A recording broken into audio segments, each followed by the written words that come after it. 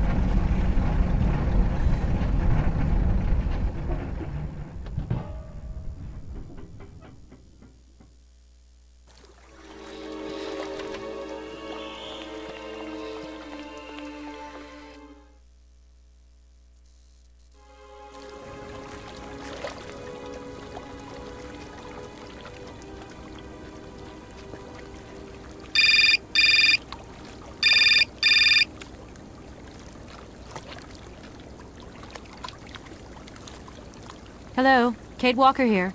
Miss Walker, this is Professor Ponce. I'm about to start my lecture on the Yukols at any moment. Please make haste to come. Okay, I'll give it my best. Excellent. We'll be in the main lecture hall. See you soon.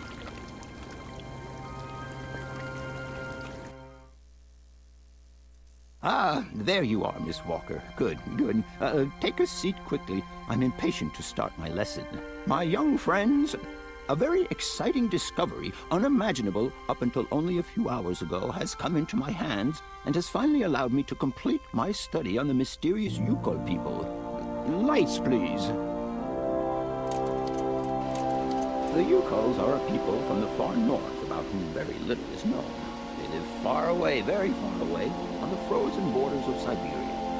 This distance and the climatic conditions of the region, which are unfavorable to human existence, have limited the size of the Yukon population and kept it out of reach of the scientific world. The handful of slides that follow are actually the only documentation we have in our possession. It was a Russian explorer who made these drawings and took these photographs 100 or so years ago. Today, we owe what we know about the Yukon people and their culture to him.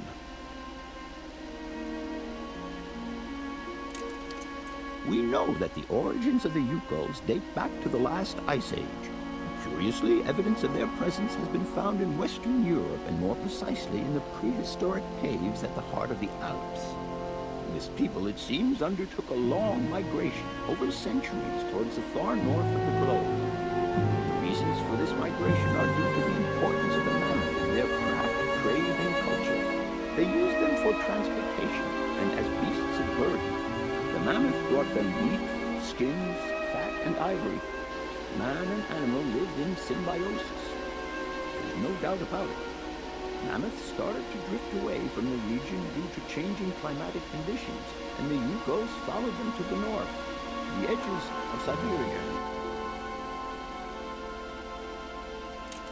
Prehistoric cave drawings, identified as Yukol in origin, first led me to the extraordinary hypothesis that the Yukols had managed to domesticate the mammoth. They are, to the best of our knowledge, the only prehistoric people to represent a man riding a mammoth. Today, because of this genuine mammoth skin effigy, identified by myself as an authentic Neolithic object, I can confirm this hypothesis. Yukol forebears managed to tame mammoths. Prehistoric man uses little imagination. He draws what he sees and represents scenes from real life. This familiar day-to-day object is actually a children's toy. As we have seen, Yukol existence was inextricably linked to that of the mammoth. They used its skin for clothing and to make the roofs and walls of their houses. They used the tusks to build the frameworks of their homes, as well as weapons, tools, and jewelry. Curiously, the disappearance of the mammoth 12,000 years ago had no immediate effect on the Yuko's way of life.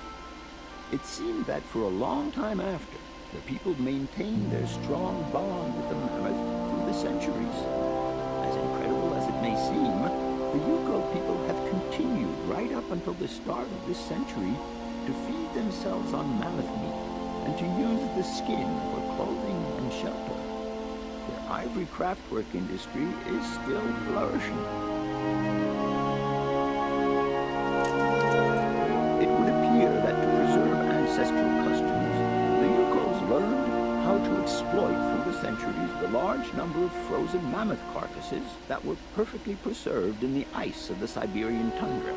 They have been able to live mainly off this enormous freezer stock for almost 30 centuries. As plausible as this explanation may seem, it seems it is not enough for the scientific community who, I will confess, is greatly perplexed by the question. In the absence of acceptable scientific evidence, we have to make do with Yuko shaman artifacts. The research department that I have the honor to represent today lends no credence to the myths and legends that these tribal charlatans peddle. We have to take their stories at face value, mere tales to while away the long Siberian winter. The legend of the Siberian Ice Ark is a very good example. You are invited to find out for yourselves from the pamphlet that I had passed around to you. This legend would have us believe that today, somewhere on a lost island to the north of Siberia, there are living mammoths still in existence, a sort of hangover from the Ice Age. This small herd has been miraculously preserved for more than 120 centuries by the Yuko's tender care. And the island on which the pachyderms are said to live is called Syberia. My friends, I advise you to resist the temptation you may have to believe in this pish and tish. The island of Syberia is not charted on any map, and the idea that mammoths have survived to the 21st century is an idle scientist's pipe dream.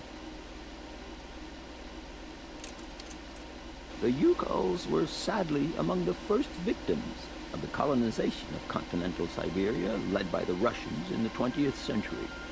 The Kolkhoz and Sovkhoz systems, as well as the exploitation, disdain, and humiliation the people had to suffer, marked a definitive break in the Yukos' traditional lifestyle. Since the collapse of the communist regime, the Yuko population finds itself confronted with the same political and social upheavals that other Siberian communities are experiencing. There are two consequences to arise from this. Some Yukos have lost their tribal identity and have integrated into the Russian population. Others, however, have sought long and hard to re-establish links with their ancestral culture that was lost under the Soviet regime. Now, at the start of the 21st century, the last true surviving Yukos have gone to live on the vast territories of their ancestors. Nobody knows today where they live or how they survive. Their very existence would be a matter for speculation if they did not turn up periodically at the tundra's most isolated fur trading posts to exchange mammoth tusks for essential items. There ends my lecture for today. Thank you for being among us today, Miss Walker. Please make your way to the laboratory where you will find your mammoth doll. There are also photocopies of my lectures should you so require them.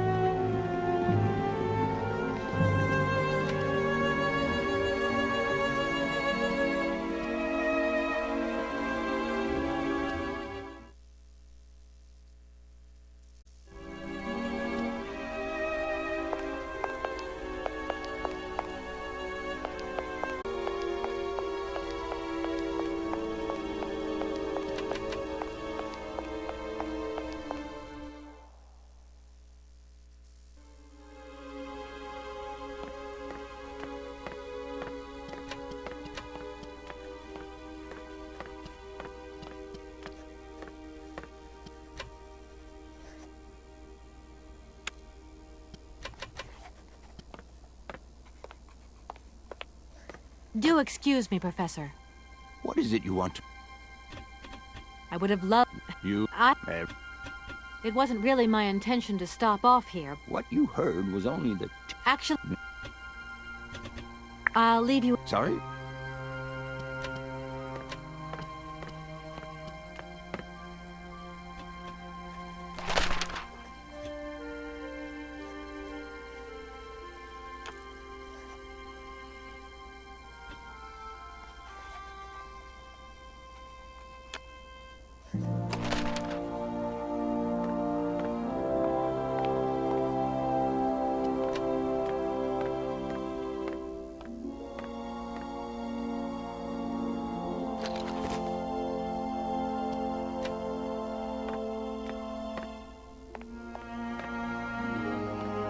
Professor.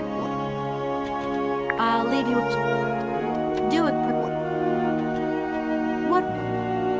I'll...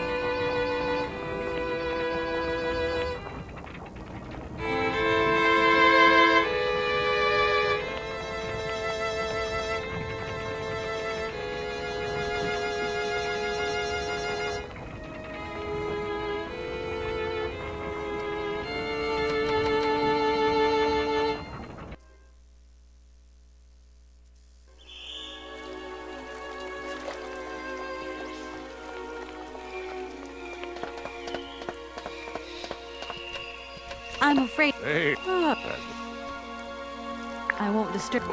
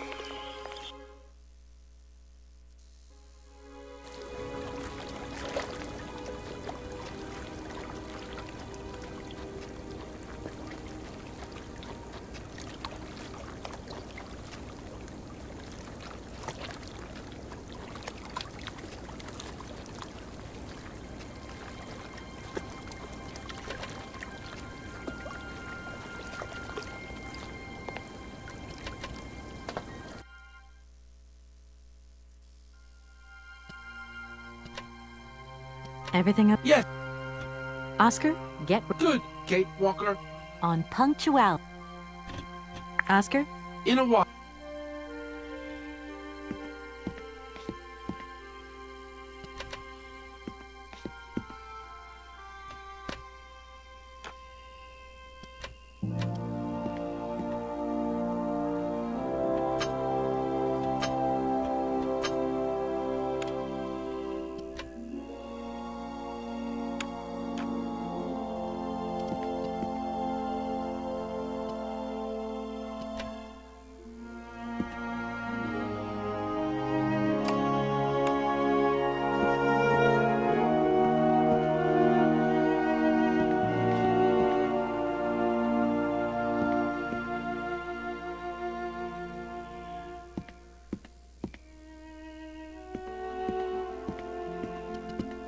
Everything... Oscar? Good. On punk... This train... I am a... Oscar? In a while.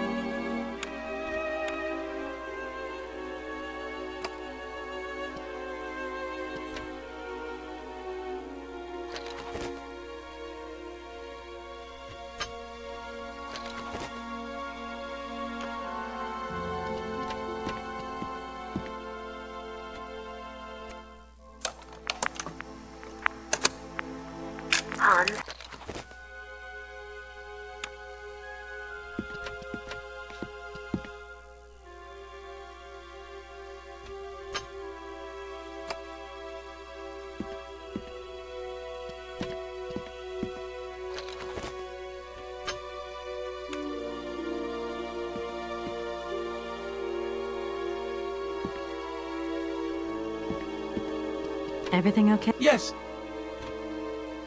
Oscar, get ready. I'm going to start winding up the clock Good. on... Oscar? In a while.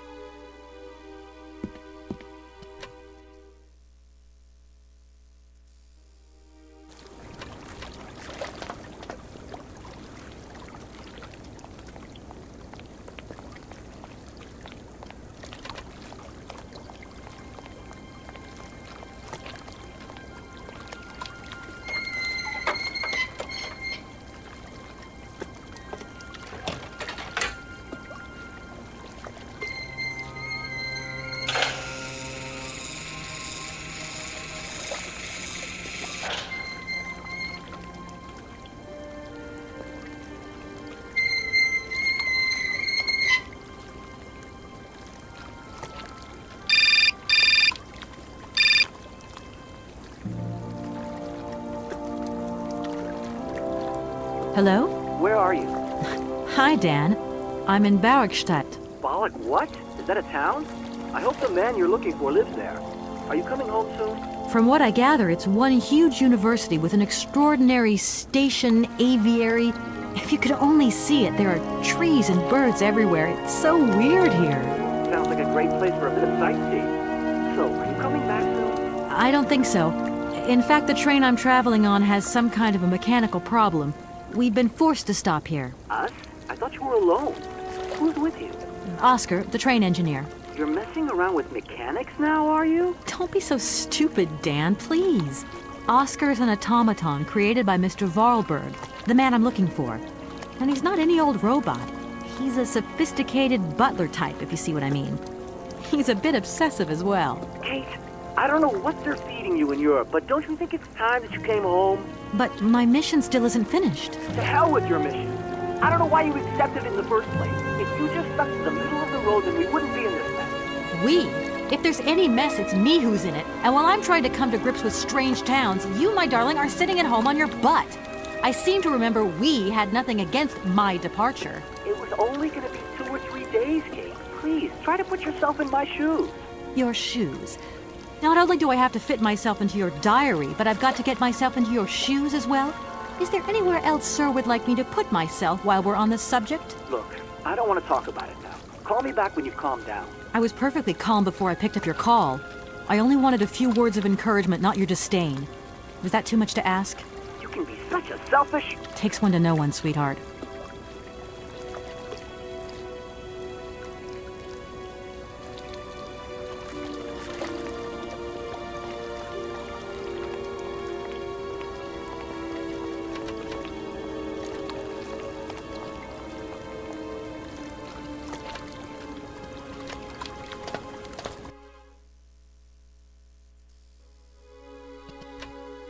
Everything okay, Oscar? Yes. Oscar, if you tell me one more time something's missing, Everything is ready. Take your seat, Kate Walker. We are leaving. Okay.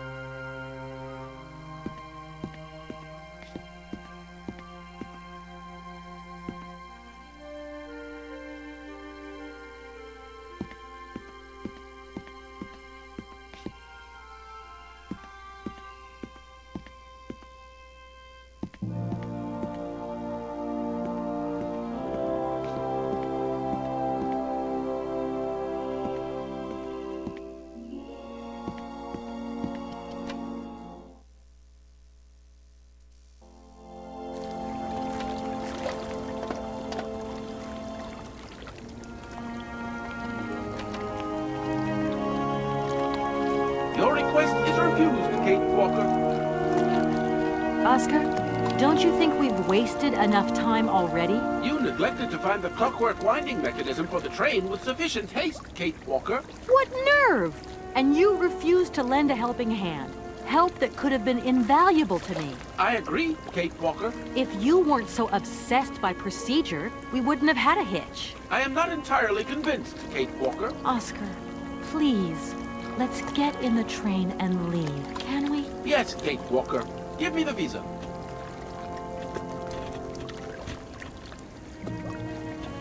Oscar? I am... Oscar. Yes, Kate Walker. Okay, see you later. Yes.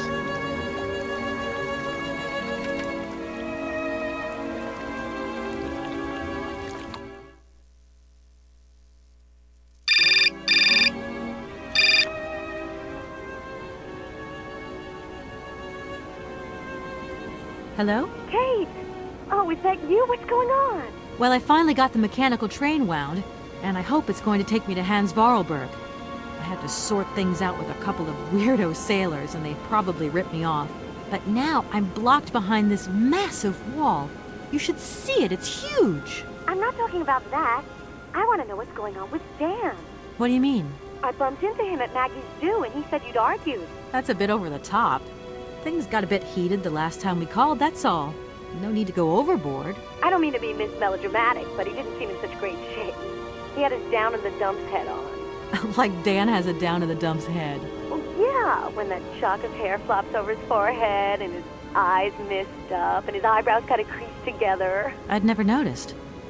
Maybe I did go a bit too far, but he's got such a goody-two-shoes image of me that sometimes I just lose it. And this case is taking up a lot of headspace. I was just looking for a bit of compassion. Well, you sure got mine. So, what's going down? Like I said before, I'm kind of getting somewhere, but it's slow. This Hans Vorarlberg guy is getting more and more fascinating by the day. Okay, well, anyway, it doesn't sound like you're bored. Not like back here in the office. Every day is boredom day. It's just no fun without you. When are you coming back? Shouldn't be long, I hope. Look, I've got to go. See you soon. Well, call us again real soon.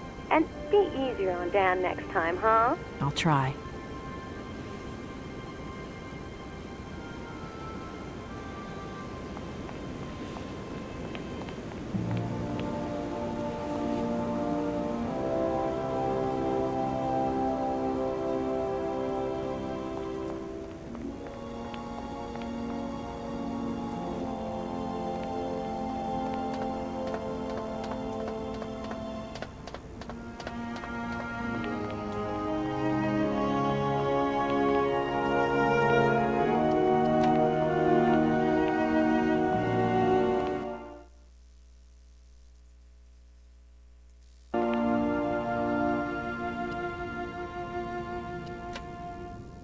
Good day to you, sir.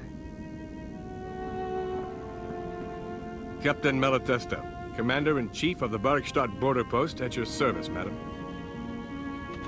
My name is Kate Walker. I've been assigned by my company to find a man who is supposed to be living in Syberia. What a peculiar mission. Taking so many risks for such a futile goal.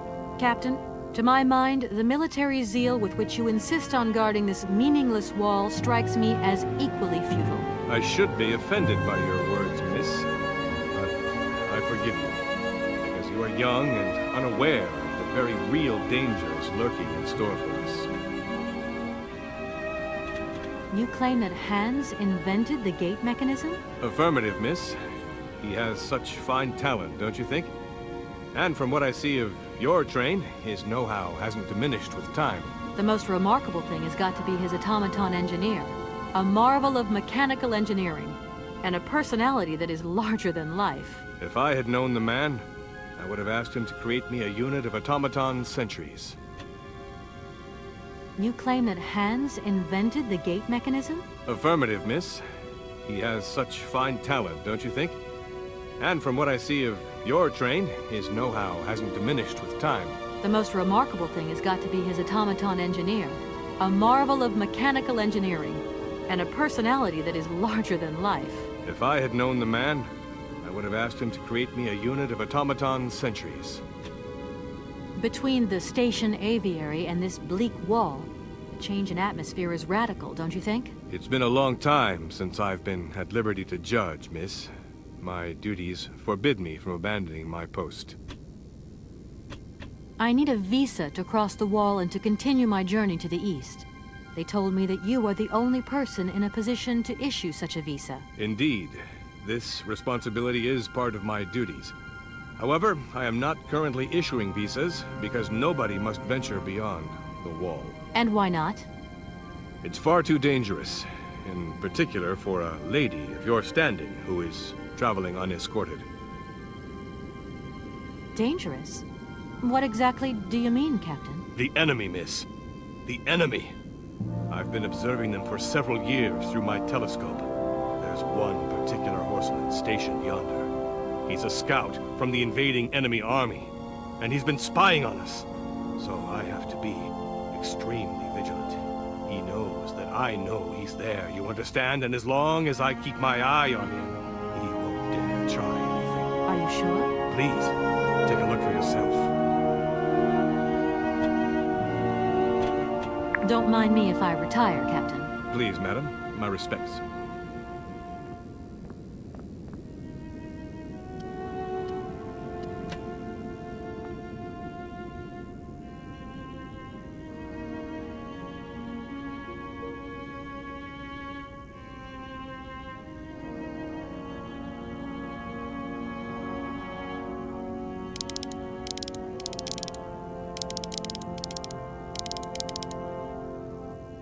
How strange. I can't see a Cossack horseman at all. There's just a dead tree in the middle of an empty plain. That poor captain must have really bad eyesight.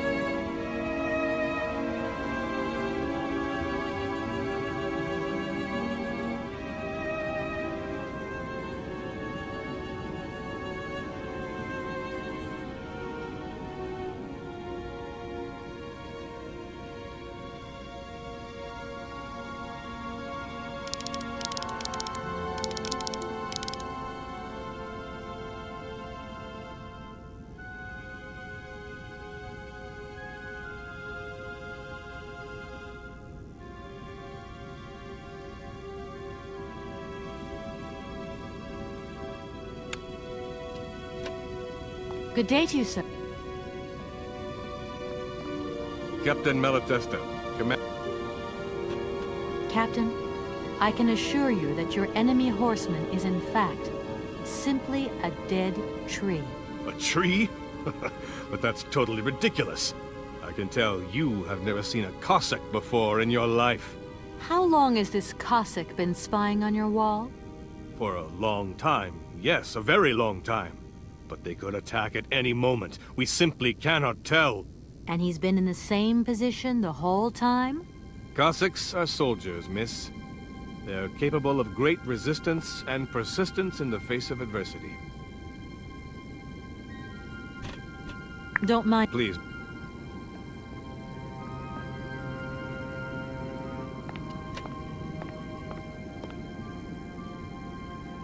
Look, broken glasses. If they belong to the captain, then he sure has eye problems going by those lenses.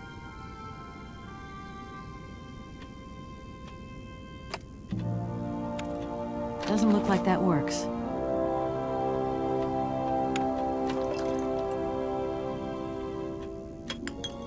Colonel, sir.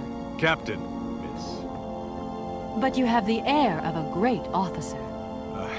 You flatter me, miss. Unfortunately, I'm afraid that we frontier soldiers are often forgotten by the military administration. There's no justice. I sympathize with you, Captain. Let us forget our worries for a moment and have a little drink together in the name of friendship. It would be my pleasure, miss, but the regulations strictly forbid it. Come on. A little glass of wine never hurt anybody, and nobody need know. Wine, miss? You are putting me in a very delicate situation. Don't deny yourself, Captain. Just a little glass. I assure you, it is excellent. Well, perhaps just a drop.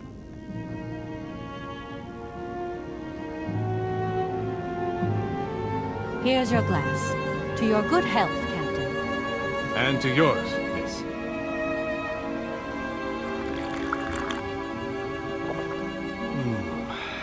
It's been a long time since I've drunk wine in such pleasant company. I admit, it is excellent. Isn't it? You wouldn't think it came from Barrickstadt. It is made from the Amazon forest Sauvignon grape that has been miraculously conserved and cultivated in the station garden. Well, well, well. The university authorities kept that one to themselves. You know, Captain, it is essential that I continue my journey eastwards. Please, don't even think about it. As I've said, it's extremely dangerous. The enemy is spying on us. Perhaps your Cossack horseman isn't quite what you thought. Perhaps it's just a dead tree twisted into a strange shape. You should take another look. You never know. Go on, Captain. Give it a try. So be it. I will make this concession to the fairer sex, miss. But it does seem to be quite ridiculous.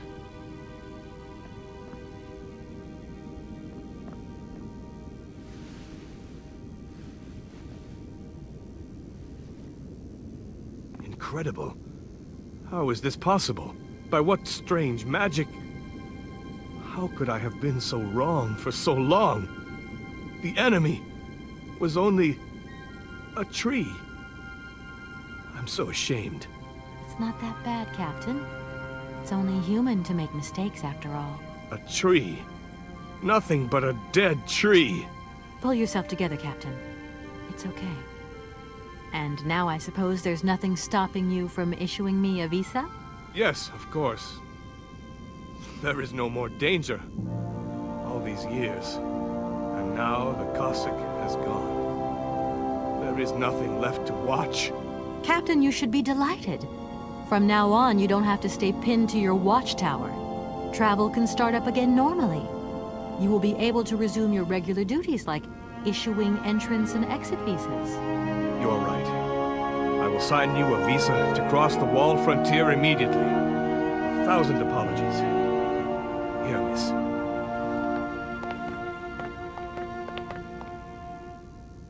Thank you, Captain. And keep your eyes open. Miss, if we could keep this between ourselves, please. For the sake of my honor. You understand? You have my promise, Captain.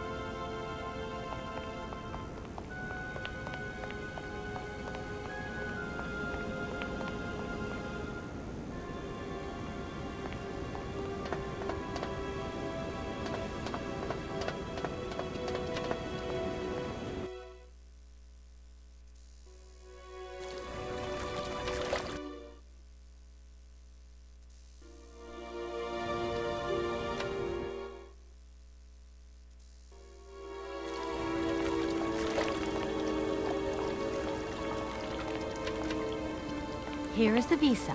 I hope it's regulation, my dear Oscar. It is regulation. Here is your ticket.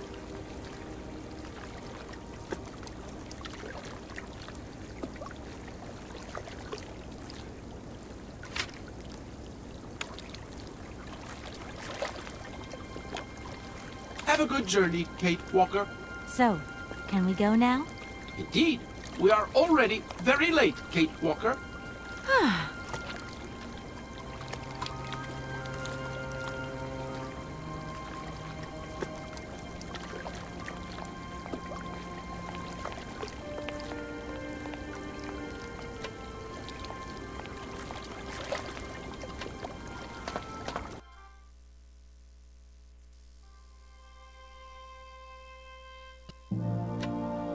Here you go. Now, Yes, Oscar.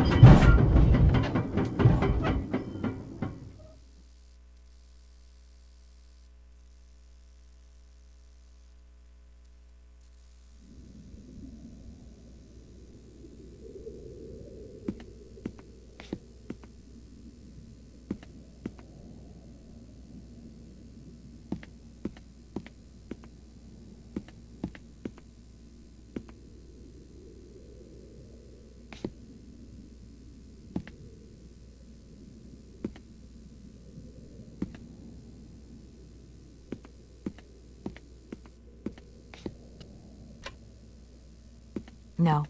I better not take the doll off the train. This place looks much too dodgy.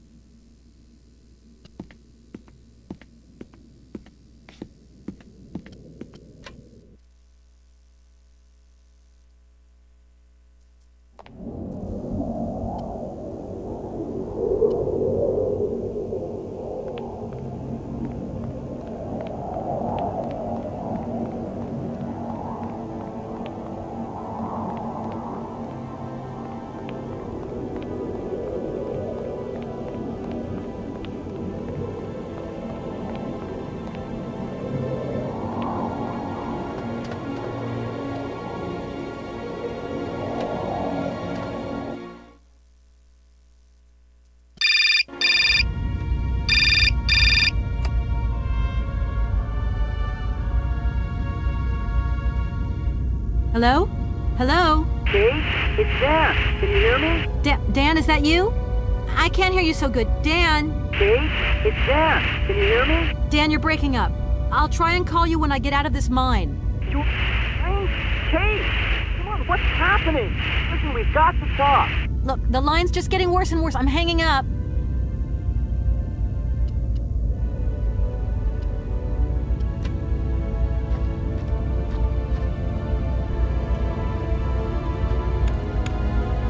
Doesn't look like that works.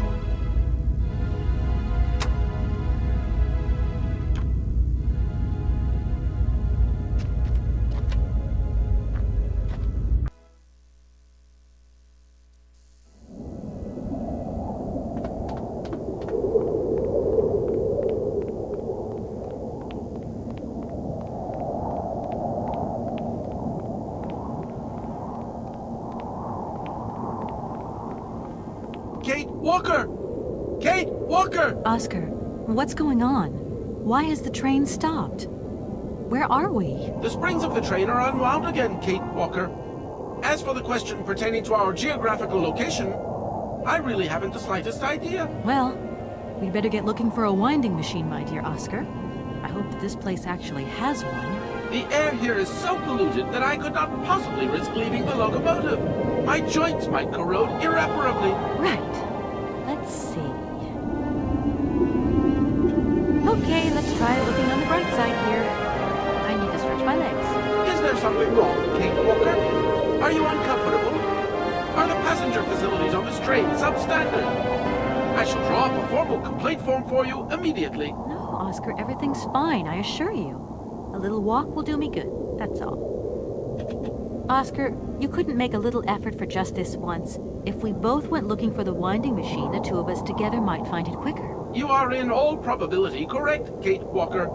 But the high level of heavy metal miasma that pollutes the atmosphere could cause havoc to my wheelwork. Let's hope Hans Vorarlberg once lived here as well. Maybe he planned for his locomotive's unplanned stop and installed a winding machine as well. Otherwise, it's not looking great for the rest of the journey. Do not forget that Hans Vorarlberg is a genius in the true sense of the word. But is he a genius with a sense of forward planning? We will find that out when we find the winding machine. My God, Oscar, what would I do without you? We just keep stopping. When will we ever get to the end of this journey? Simply wind up the spring and we can set off immediately. From your mouth to God's ears. Gosh, it's really gloomy here. I wonder where on earth I'm going to find a winding machine. I have total confidence in you, Kate Walker. You are, after all, a brave and resourceful woman. Yeah, right. See you soon, Oscar. I shall...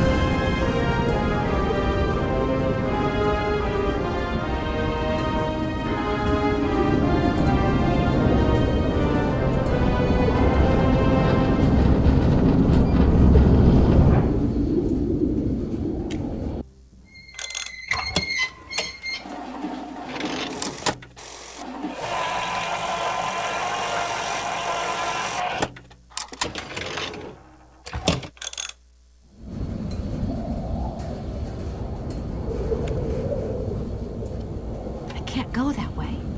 I can't go that way.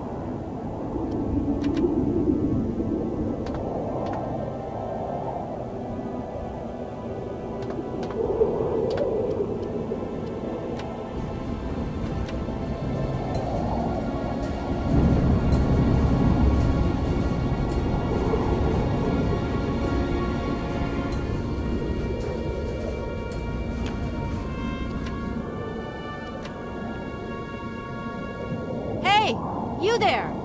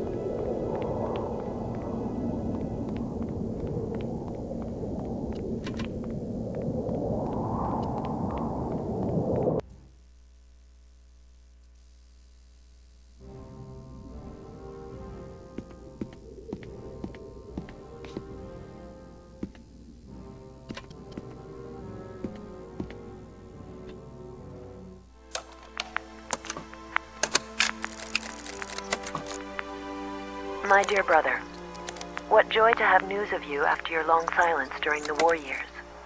So, you're working for the Russians now. I tell you, we've been hearing some worrying stories about them here.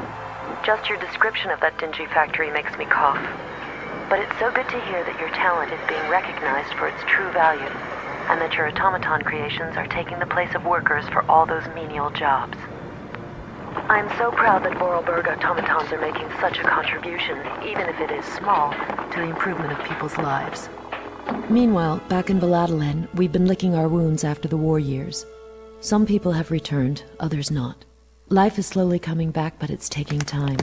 All my love, Anna.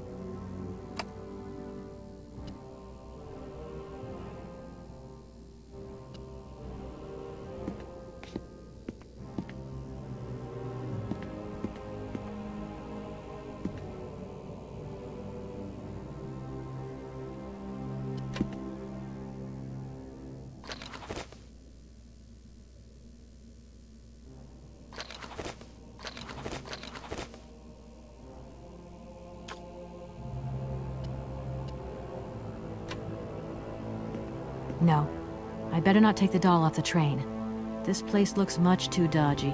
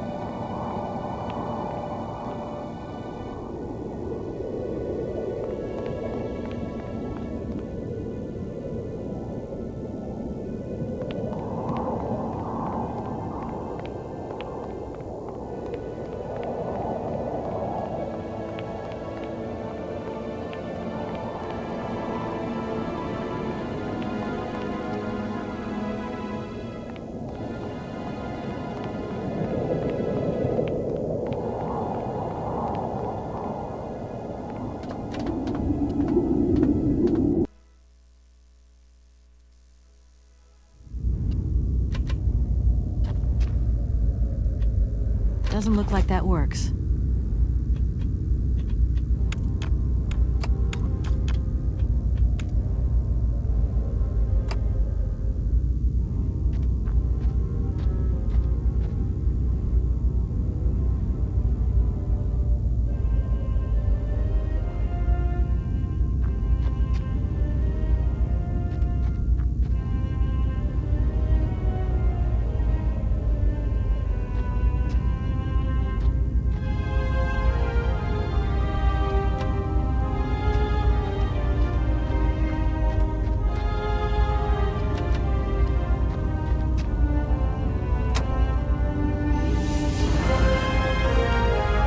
Doesn't look like that works.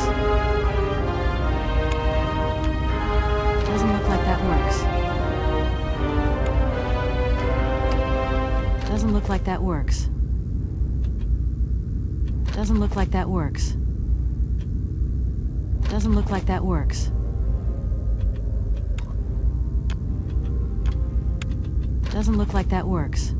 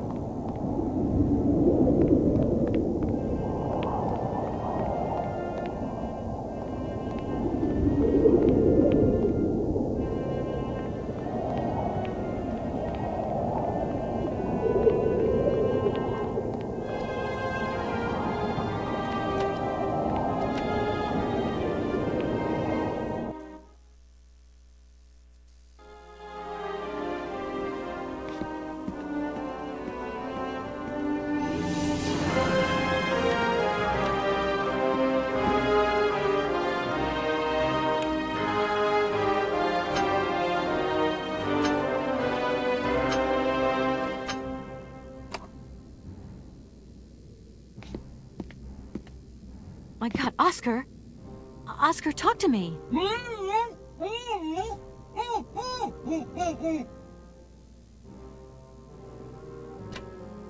Are you okay? Why, it is absolutely inadmissible, intolerable, and indescribable. I have been attacked. What do you mean you've been attacked? My hands! I no longer have them! They have been stolen! My God, you haven't got your hands! But who did this? What's going on here? We can be sure of one thing, Kate Walker.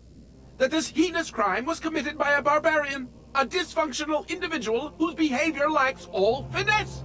Did you get a look at your attacker? Tell me exactly how it happened.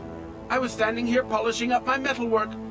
I was just thinking that with all the dust in the air, it would be a good idea to... Oscar! I was very busy, and I suddenly felt two powerful arms grab me from behind and tie me up before I had the chance to defend myself. I wanted to call out, but my attacker gagged me before I could emit the slightest sound. Then he dismantled my hands with a terrifying pair of pliers. It was horrible. I can believe it, my poor Oscar, but did you see him? He was a real barbarian, I tell you. He had bloodshot eyes, steel teeth, and brown scaly skin, and he emitted foul odors. He was a monster, Kate Walker, a real monster, and he had a weapon. Oscar, please calm down. Everything's going to be all right. Right, Oscar. Let's go find... Kate Walker, please do not think that this problem does not concern me. But if it's all the same to you, I would so much prefer to stay here, just to be on the safe side. An engineer never abandons his train, after all. Yeah, sure. Another good reason not to lend a... I mean, not to help me out. Kate Walker, even an automaton deserves a little compassion. I have just been savagely assaulted. Oh, I can feel one of my spasms coming on. I am on the verge of a clockwork breakdown. And all you do is accuse me of being selfish. Okay, take a rest, Oscar. You're not much use without your hands anyway. Who the heck would be... Even though I say so myself, my hands are two marvels of technology. Please promise to return them to me intact as quickly as possible. I am very attached to them, Kate Walker. You were attached to them, Oscar, but like you said, I'm a brave and resourceful woman. Thank you, Kate Walker. But please, above all, do be careful. Don't you worry about that, Oscar. Anything else you remember, Oscar? I have told you everything, and I'd rather not think about it anymore. How old do you think your attacker was? How old? Such monsters are ageless. I tell you, my wheelwork froze with fear. I think he must have been an older man. Someone with a soft spot for automatons. An expert who knows how to dismantle a pair of hands with a pair of pliers. I'm afraid I don't quite follow you. And what if it was Hans Vorarlberg himself? Kate Walker, in spite of the respect in which I hold you, permit me to say that such an idea is stupid. Hans Vorarlberg, my attacker. A father would never attack his offspring. Get a grip on yourself. I should point out in all modesty that my attacker must have had muscles to overcome an automaton of my build. Maybe you're right there, Oscar. I do apologize. How old do you think... How old? Such monsters are ageless. I think he... I'm afraid... And what... Kate Walker. Anything else? I have told you everything. Do you know if your attacker stole anything else? As soon as he'd swiped my hands, he ran away. Well, at least that's one good piece of news. The train's still intact. What do you mean, intact? I am the train engineer. It was designed for me, and I for it. By maiming me in this brutal manner, the barbarian has also mutilated our locomotive. Without me and my hands, we're never going anywhere. Sure, okay. Could you maybe tell me how the train works, then? That is strictly forbidden, Kate Walker. There is only one engineer, and that train engineer is me. I am sure you don't have a license or authorization, or even a deputy engineer's permit. Do you really think it's the right moment to get wrapped up in red tape, Oscar? Regulations are regulations, Kate Walker. Right, Oscar? Yeah, sure. Another good read. Okay. Who the heck? Thank you. Don't you worry. See you soon. I shall stay.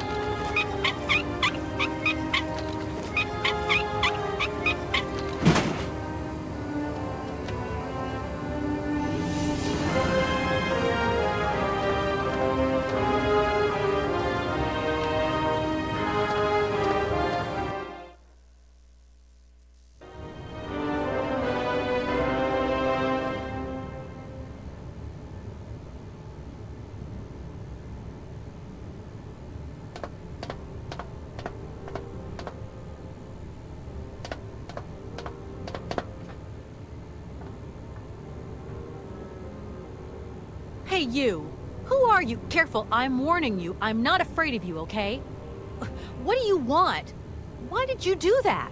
There must be some misunderstanding.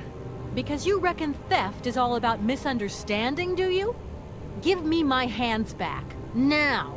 Your hands? And what are those on the ends of your arms? I can explain everything to you. You see, I'm no thief. You broke into my train, assaulted my driver, mutilated him, and stole his hands. Apart from that, you are not a thief. I have not stolen them, miss. Only borrowed them for a while. You've got to be joking. I'm not joking with you, miss. I would never take such liberties. They belong to Oscar, my automaton engineer. Why did you steal them? They are extraordinary. Real mechanical wonders. I would never have been capable of designing such hands myself. Never. Such workmanship. Such precision crafting. It is incredible. Absolutely incredible. And just because you like them, you decided to steal them? I have only borrowed them, little missy. Temporarily, you understand? Of course, I shall return them to you when I don't need them anymore. You can... Excuse me? You see, these hands are all I need to complete my plan. At last, I can finish off my automaton pianist and fulfill my dreams. Everything is now in place. You see, I have converted this old, useless, stupid factory into a magical theater. As you can see, the furnaces, piping, chimney stacks, they've all been converted into one gigantic organ. I will be able to accompany the world's greatest living singer. Now, all I need is her... You mentioned an automaton pianist, didn't you? Where did you find it? I pieced it together myself, my dear. Except for the hands, that is. I admit that I underestimated the intricacy of this part of the design. A pianist's hands are very important after all.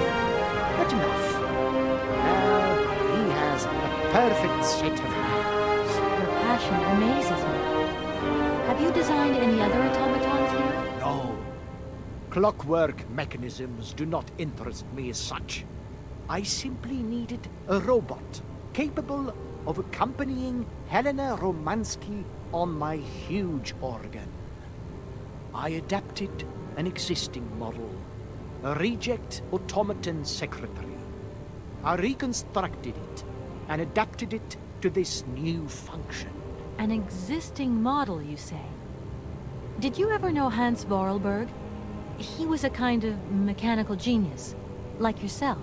Hans Vorarlberg? Yes. Or maybe... I don't know. No. Sure, I understand. The number of automatons still functioning in this abandoned complex is amazing, though. My dear, one thing is for sure. For many years, I have been totally alone here. If that man ever came to this city, he left long, long ago.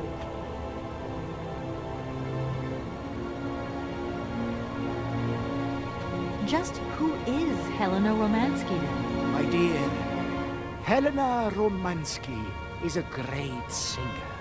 Highly popular.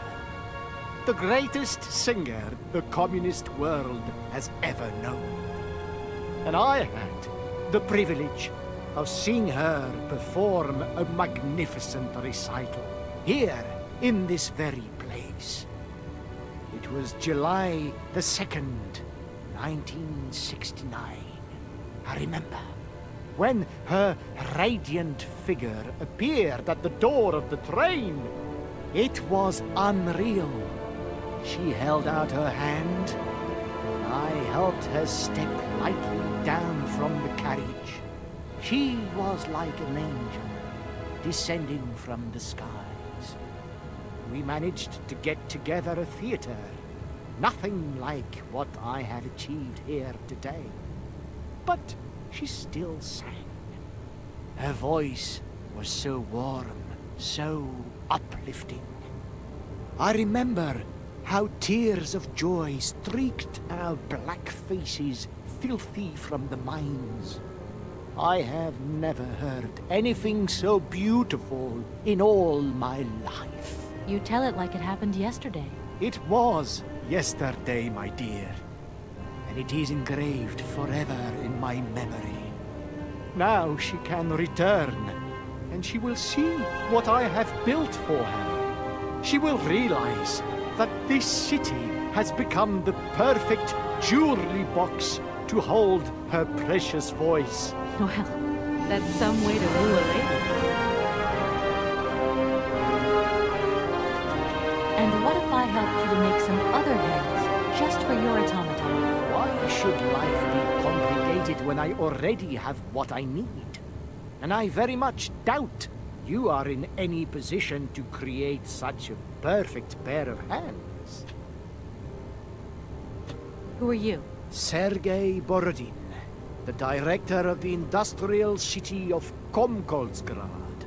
Or what is left of it, at least. But who are you, for that matter? And why have you stopped in my station without authorization? I didn't choose to stop in your station, but my train has a technical problem. My name is Kate Walker, and I'm an American lawyer. It is very kind of you to come so far just to visit this place. I repeat again, I never intended to stop here. I'm on a business trip. I'm a lawyer, goddammit. Right. And what brings you here? Like I said, a stupid mechanical hitch.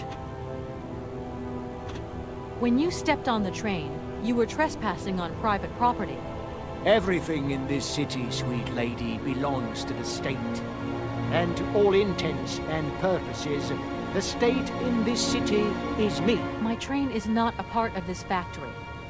And besides, we never would have stopped here in the first place if its engine hadn't needed winding. Well, as long as your train is at this station, it may be requisitioned and used for industrial purposes. Out of the question.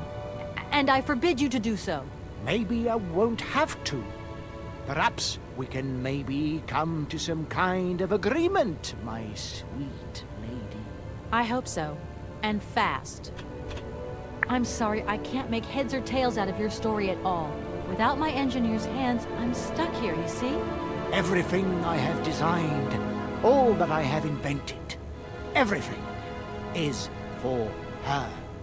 Do you realize? Her. Oh, to hear her sing one more time, here in my factory! But who is she? Who are you talking about? Helena.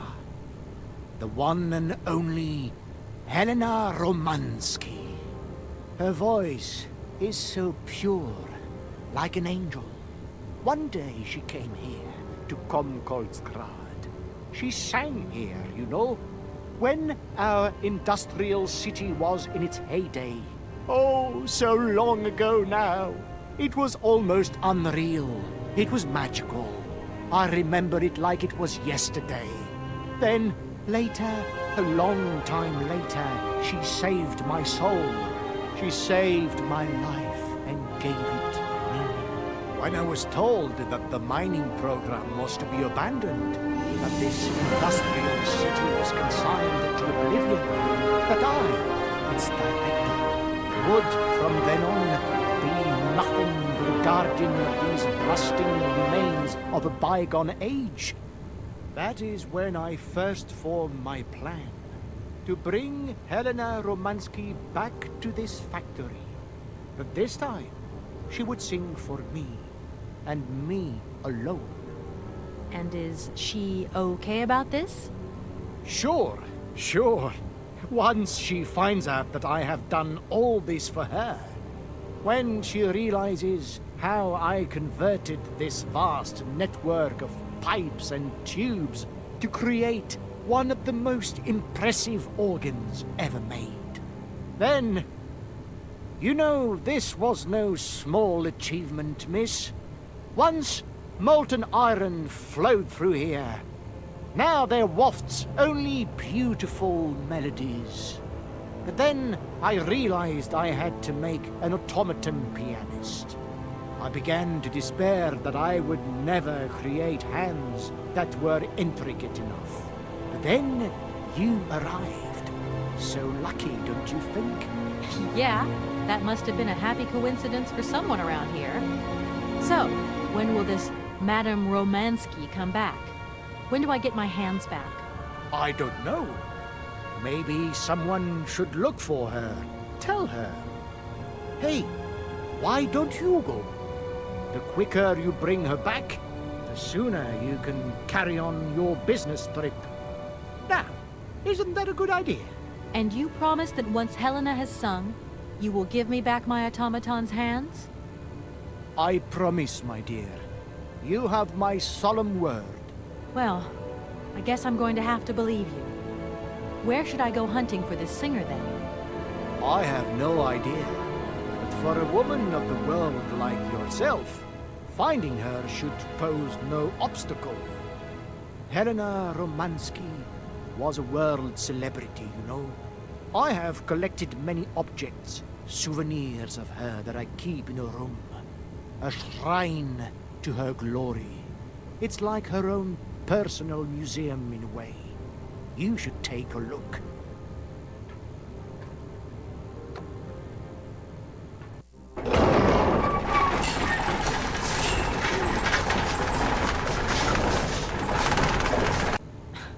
This whole story is completely nuts.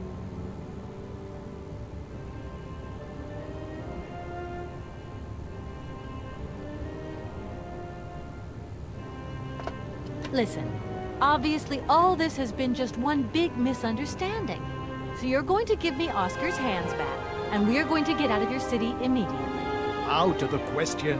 I must have these hands. That is all.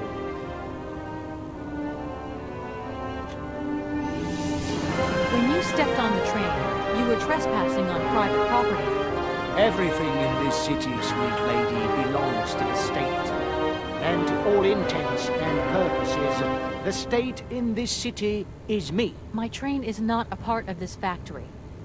And besides, we never would have stopped here in the first place if its engine hadn't needed winding. Well, as long as your train is at this station, it may be requisitioned and used for industrial purposes. Out of the question. And I forbid you to do so. Maybe I won't have to. Perhaps we can maybe come to some kind of agreement, my sweet lady. I hope so. And fast.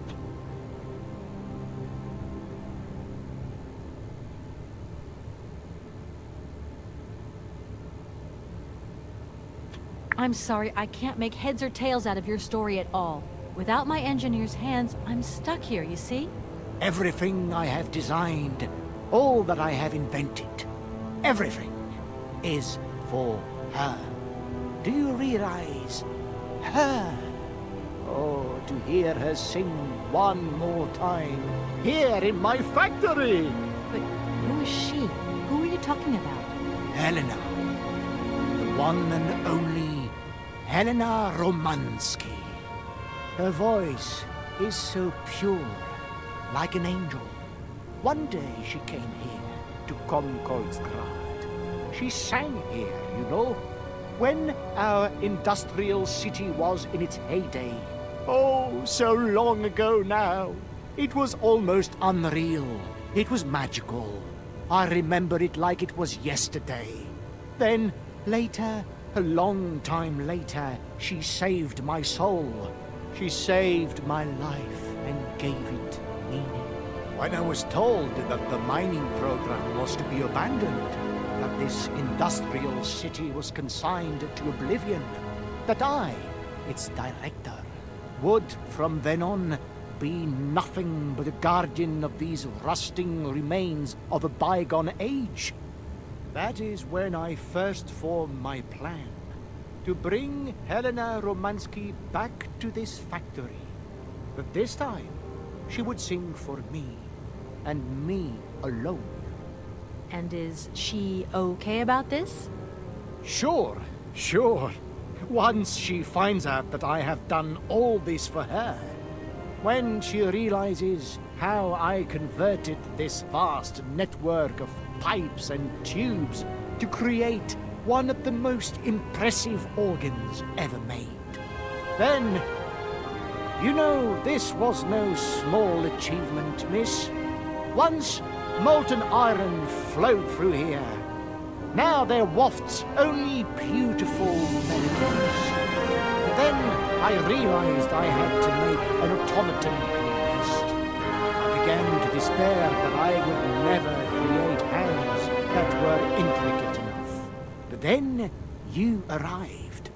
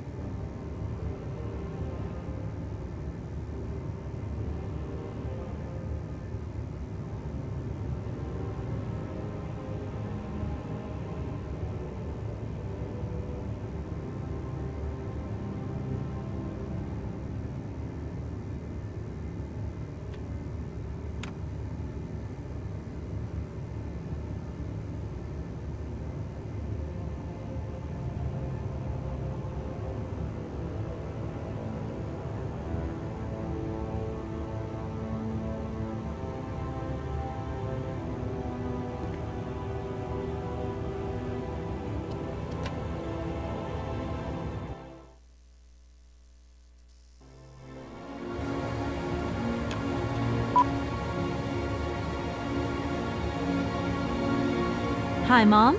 Kate! What? Have you seen the time? Why are you phoning me in the middle of the night? Sorry, Mom. I forgot about the time zones. Did I wake you? Well, of course you woke me up. I was sleeping deeply, too. I simply gotta get my beauty sleep. I've got an absolutely crazy day tomorrow. I'm sorry. It's just that it's real important and urgent. I haven't got a lot of time. Well, if it really can't wait till tomorrow, Munchkin, come on, tell your mommy what's up. No way I'm calling Dan for you, if that's what you want. Mom, listen, please. I seem to remember you're seeing a Marovich or something like that at the moment. No. Malkovich, Munchkin. Frank Malkovich. Yeah, right. So, but he's an opera singer, right? That's right. They say he had the finest voice of his time, my dear. Imagine that. That's just great. So then he must have known a famous singer called Helena Romansky. She's Russian, too. Please, if you can ask him if... Listen, honey, if it's stars you're after, Frank knows them all. I'll just wake him up and let him tell you himself. You mean he's...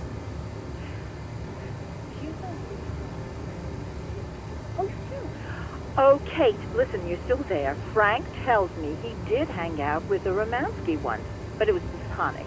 You know those singers. She's a great soprano. Great. Does he know where she went? Does she still sing? Where does she live? 1 second, Munchkin. Frank says she was very ill and she withdrew from circulation. She went to rest in some spa somewhere. He thinks it was called Arrowbad, but it was 15 years ago and he's not sure. And well, honey, when Frank wakes up, he always takes a little bit of time to get going, you know. Thanks a bundle, Mom. And Frank, too. You're both fantastic. Love you both. Thanks again. Catch you later.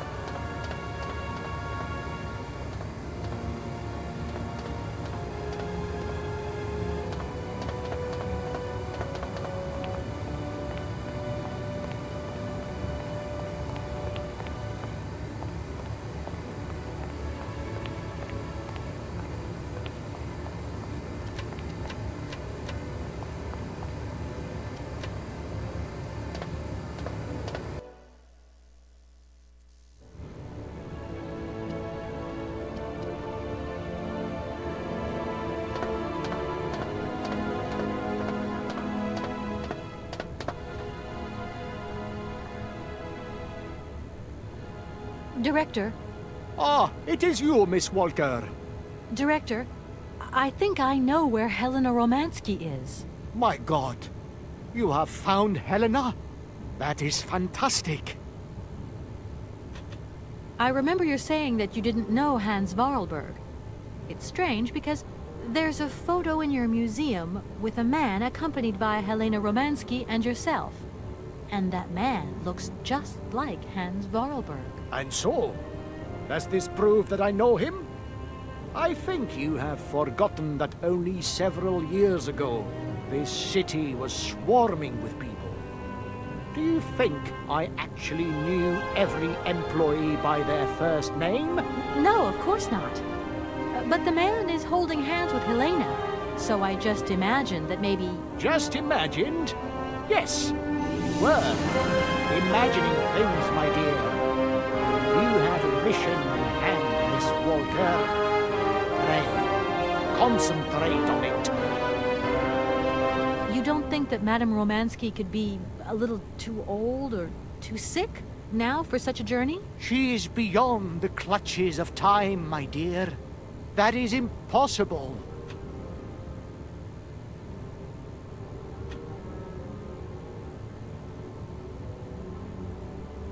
Why don't you come with me?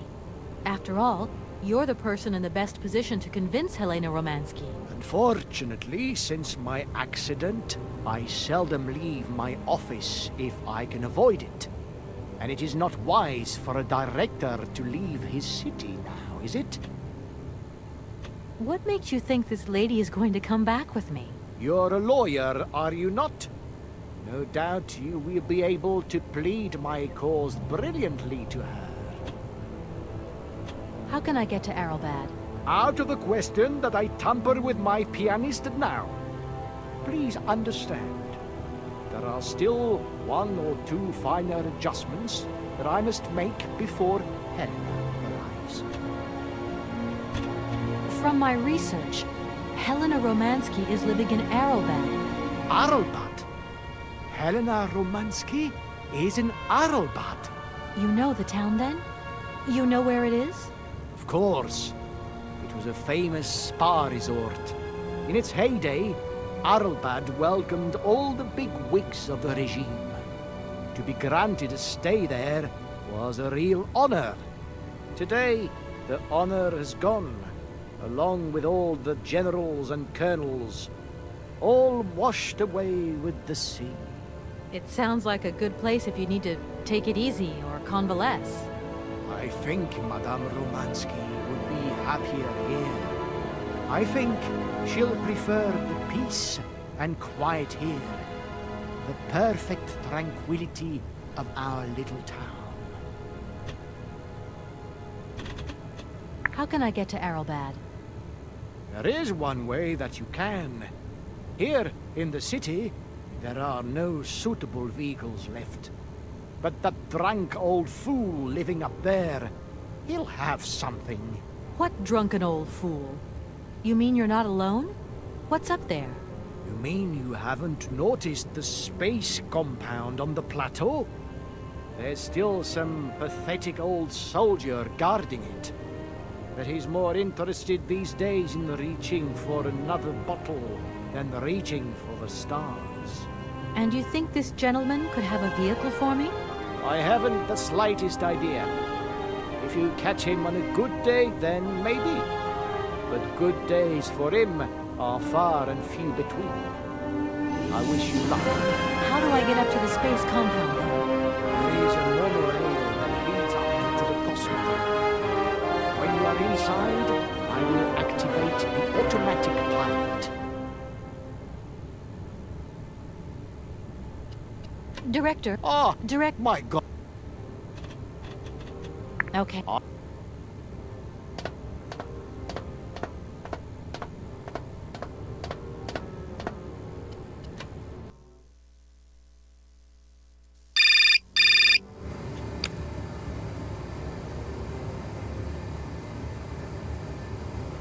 Yes? Kate, can you hear me this time? Yes, I can hear you just perfectly, Dan, but I can't talk to you now. I'm in a real hurry. I wanted to say sorry. I know I wasn't very understanding last time. I've been feeling a bit bad about it. Okay, you're a real sweetheart, but I've got to leave you now. I'm not angry with you, so don't worry. I've just got to catch up to someone, and quick. But Kate, this is really important. I'll call you back, Dan. I'm sorry.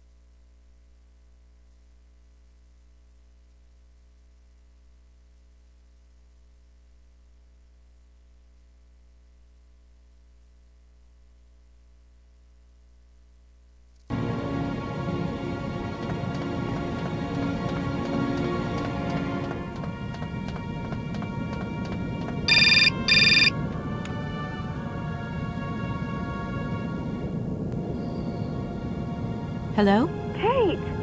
Oh, is that you? How are you? Olivia, great, just the right person. Look, have you heard of Helena Romansky? No. Is she some Russian fashion designer? No, she's a singer. I'm going to be meeting her soon. I've just got to find a way of reaching Arlbad. Can you imagine how lucky I am? Not really. Well, what relation's this singer got with the toy case? You sure you know what you're up to, Kate? You sound really different, like you're changing or something. Look, it's like this. If I'm going to get to the end of my journey, I've got to link up this singer and the director of the Komkausgrad Industrial City. Don't worry, I know exactly what I'm doing. Why did you say that I've changed? I don't know, just an impression. You sound more sure of yourself, like stronger, more confident. And that's a problem? There you go. Just takes one word and you're up on your high horse. I'm beginning to see Dan's point of view. It's getting harder and harder to back you up all the time. What does that mean? Well, it means that I had a drink or two with Dan, because he wants to talk. He feels a bit lonely, you see? And what's he been telling you? Nothing. He just has the impression you're slipping away from him. He can't see where you're coming from anymore. Like, we went to the movies the other day, and he said that you would have loved the film, but I told him that... You mean you're dating my fiancé? No! No, not dating, Kate. Just propping him up while you're away. All in a good cause. I can keep an eye on him for you at the same time. What would I do without you? Oh, you're jealous. Well, that's a good sign. That means you want him. Now, that's what we're pleased to hear. You seeing each other again soon? Tomorrow night. He invited me to dinner at the Gold Room. You don't mind, do you, Kate? No worries. Look, I've got to go, Olivia. Take care.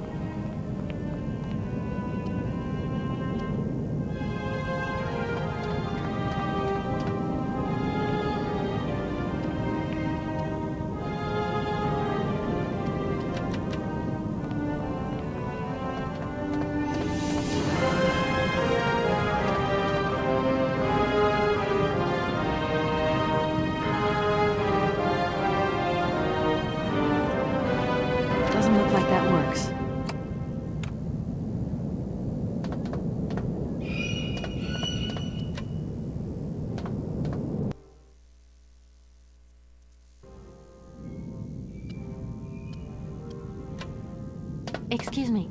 Sir, sorry to disturb you, but yoo-hoo. Can you hear me? 3, 2, 1, contact! And we have liftoff! Oh, holy mother. A dame. A pretty dame on the launch pad. Please, no need to worry, sir. Just do stay calm. I just want some information. Watch what you're doing, sweetheart. We ain't got no information, no strategies, no plans to tell anyone, anywhere, anytime. Military regulations, you dig it, man?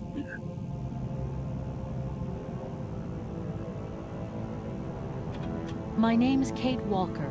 I'm a lawyer from... I'm a bit lost. And I guess you know this place. Boris Charles, at your service, madam. Can I offer you something from the bar? No, thank you. Tell me, how long have you been here? For as long as it took for you to come along, sweet pea. Don't think I've been lonely. I got a bottle or two here. Keep me company? You're a soldier, aren't you? Ex-cosmonaut? Hey, honey, that's all in the past. Hell, let's talk about today. Let's have a drink. That's an order, soldier. Please, Can you try and get a grip? I must absolutely find a way out of this industrial complex. Jeez, me too. I've really got to get out of this dump, but not before I've had a little drink. Here, get your pretty little lips around this. Vodka. Tell me what you think. Do you have a vehicle to lend me? I think I'd even test one of your rockets right now if I had to. Toast my rockets? Hey, pretty dame, I'll drink to that. Now, just a minute. We gotta need a special bottle for this special occasion. Something to blow you away. 3, 2, 1, contact, and we have liftoff! Okay, that's enough. What was that? Did you say something? Are our female comrades revolting, or what? Uh-oh, trouble on its way. Bottoms up! Power to the babushkas! I heard that maybe you could lend me a vehicle or something? A vehicle? All our vehicles were picked up and shipped out to the borders years ago. General's orders. I say, let us raise our glass to this finest soldier this country's ever known, little lady. I don't mean to offend you, but I'm not in the mood for a drink right now. And you'll live to regret it to your dying days. To your health, while you have it. Does the name Hans Wahlberg mean anything to you? Charles Berg. Of course I know that name. But sorry, it's been a long time since I've seen something like that around here. Vorarlberg. He's a person. I'm looking for him, and I think he might have come by here a few years ago. In that case, let us raise our glasses to this brave man and his very good health.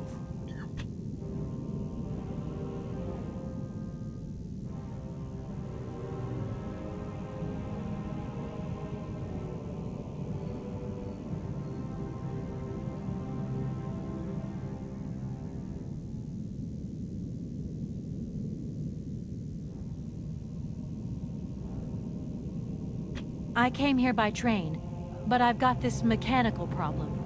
I had to leave the train down in the industrial zone. The director down there told me you were here. Ah, Borodine, that dumb traitor. I tell you, he's gone over to the enemy, over to the dark side. It's terrifying, the darkness. Eating out his brain. The jerk. That's maybe going a bit far. He is a little eccentric, I'll grant you that. But when you live on your own, cut off from the world for so long... His brain's gone AWOL, I tell you. There's no darkness in my brain. I've got a cure. See? My secret antidote.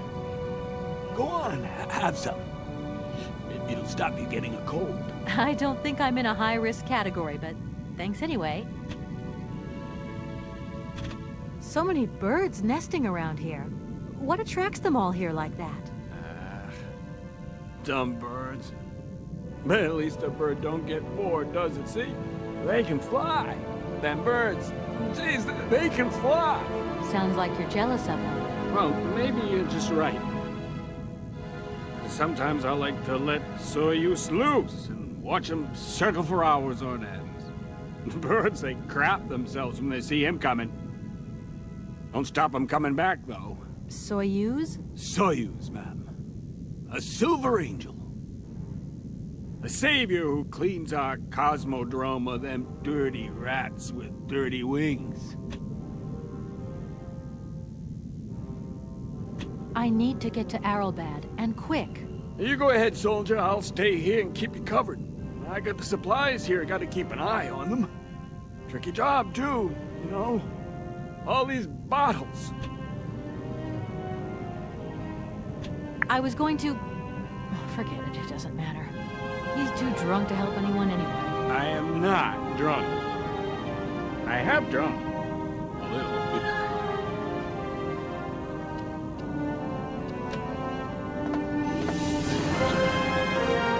Sure, I left them bottles. I gotta get some.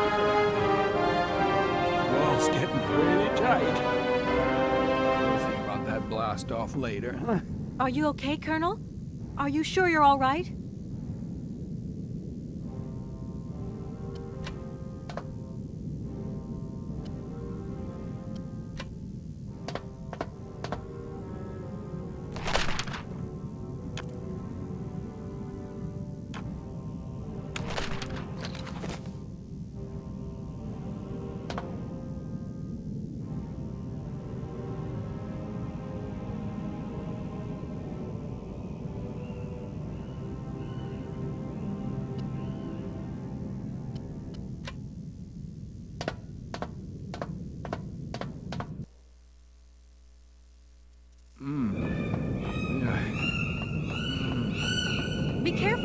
Don't lean out too far or you'll... Ah!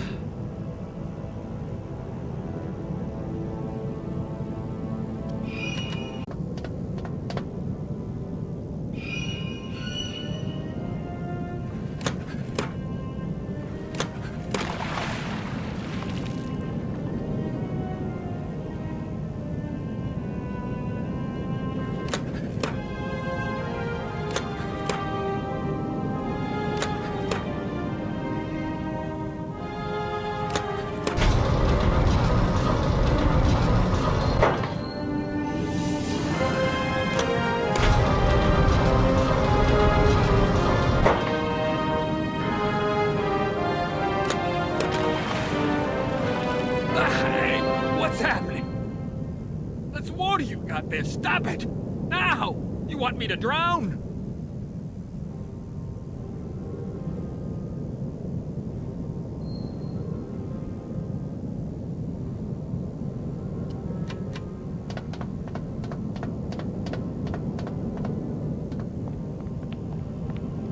Calm down, it's all right. Just a little wake-up call, that's all. You must have had quite a bit to drink. Gee, you're right there. Not the first time, either. Probably won't be the last. Man, my head. Please, could you whisper? Please, do excuse me. But it was the only way I could think of to bring you back to your senses. A little extreme, maybe.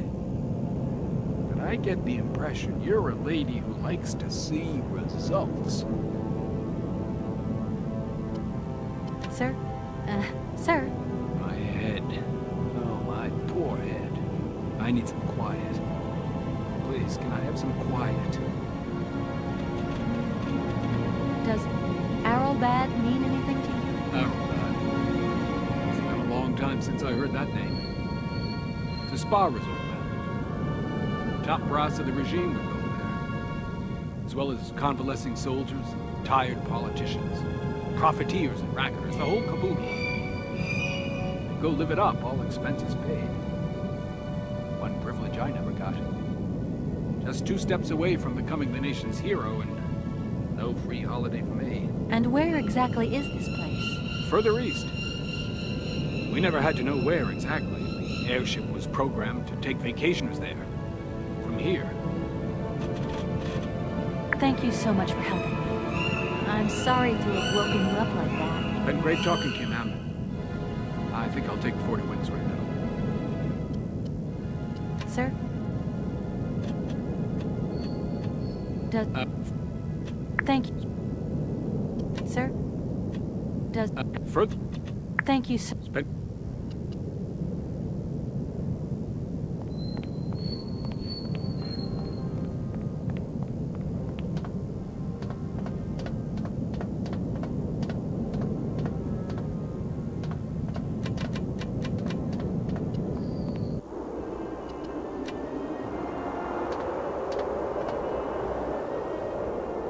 Doesn't look like that works. Doesn't look like that works.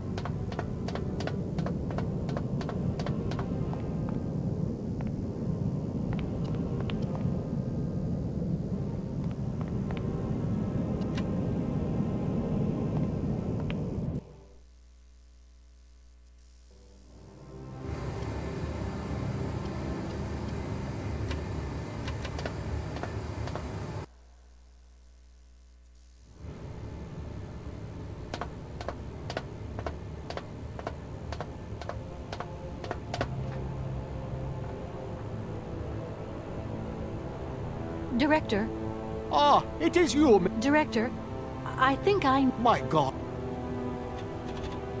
I remember you're saying that you didn't know Hans... Just... You don't think that Madame Romansky could be... Why don't... What makes you think this lady is going to... How can I... How can I get to Arrowbad? There is one way that you can. Here. What drunken old fool? You mean you haven't noticed... And you think this gentleman could have a vehicle for me? I haven't the slightest idea. If you catch him on a good day, then maybe. But good days for him are far and few between. I wish you luck. How do I get up to the space compound, then? There is a monorail that leads up to the Cosmodrome. When you are inside, I will activate the automatic pilot.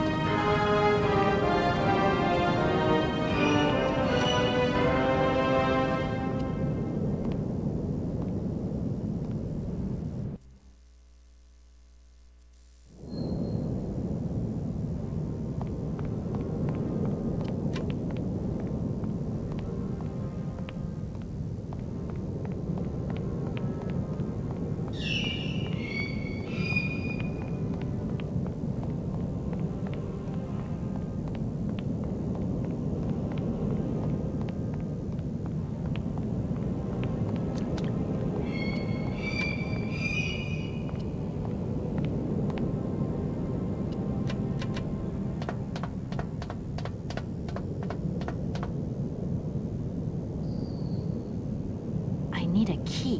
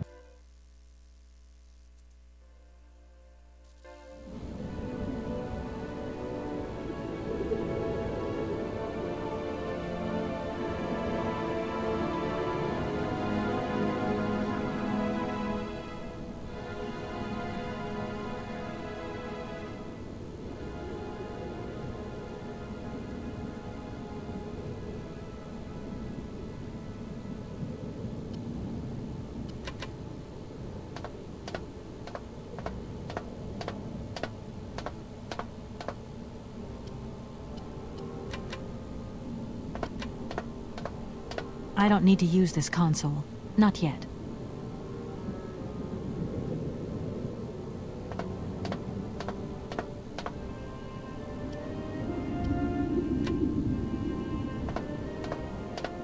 I don't need to use this console. Not yet.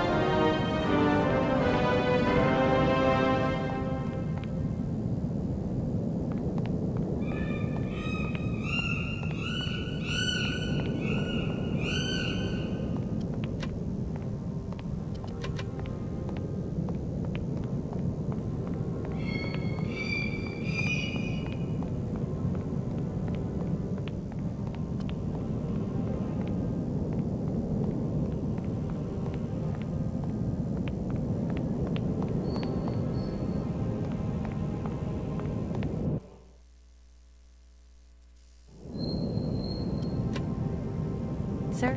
My head. Do you think the airship still works?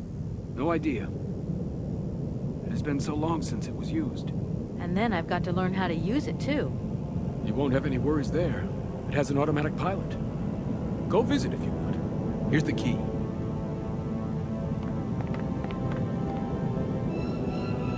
Thanks.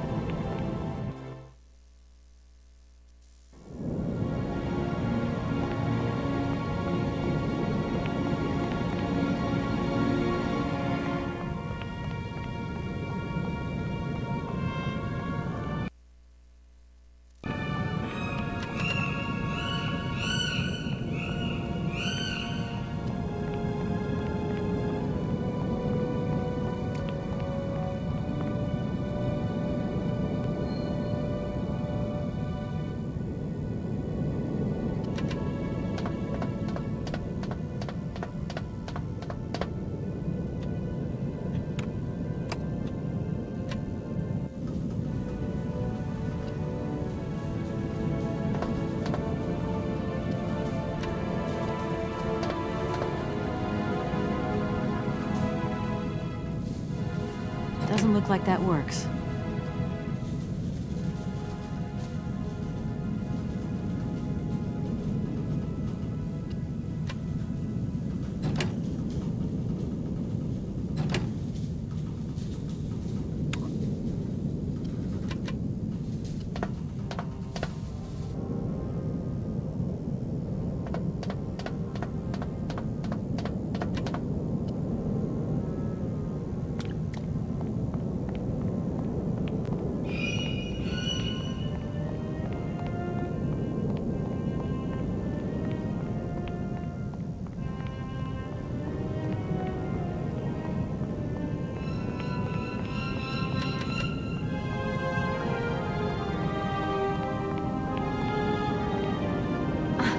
There you are.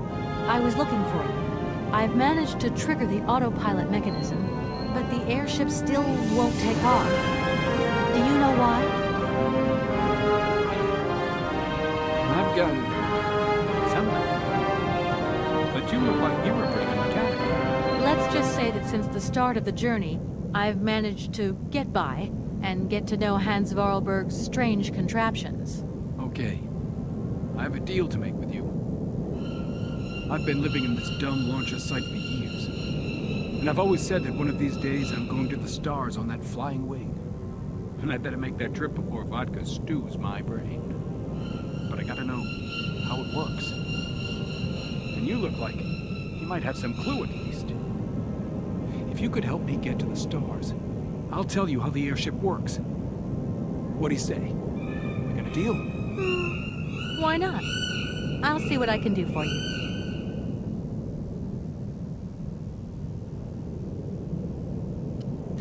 There you are. Let's just say that... Okay. I've...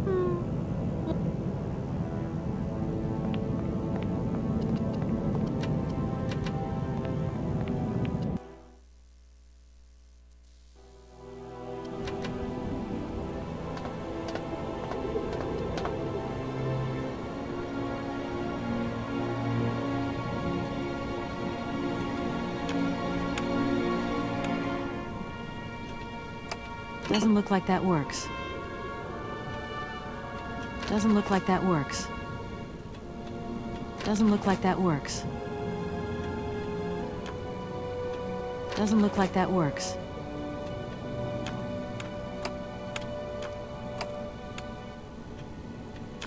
Doesn't look like that works.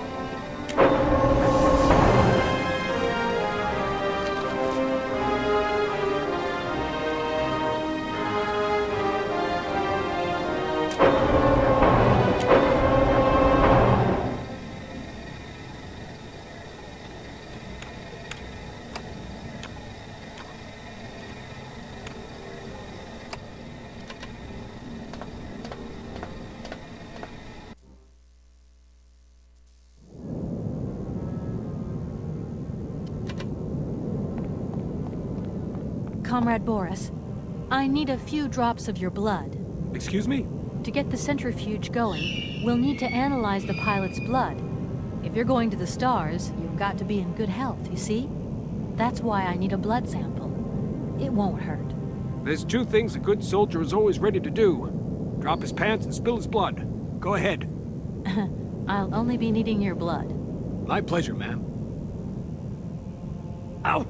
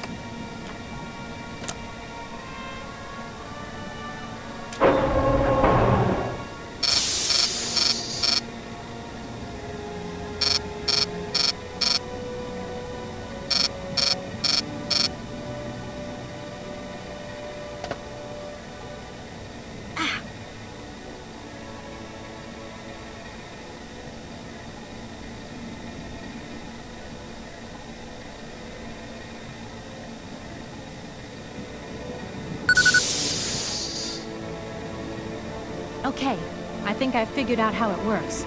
Get settled in and let's go.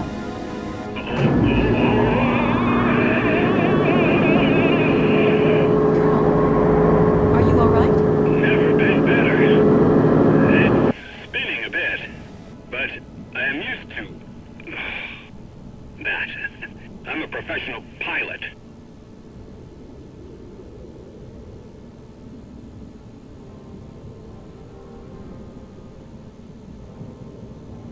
Miss Walker! Come in, Miss Walker! Are you receiving me? Clear as smog. Can you speak up? I'm ready. Press the launch button. Okay, here we go. Good luck.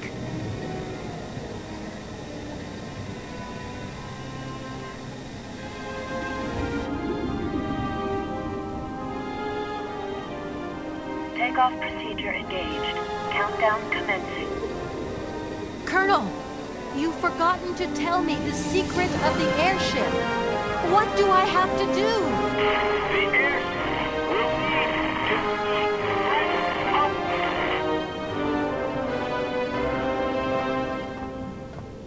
10, 9, 8, 7, 6, 5, 4, 3, 2, 1, 0.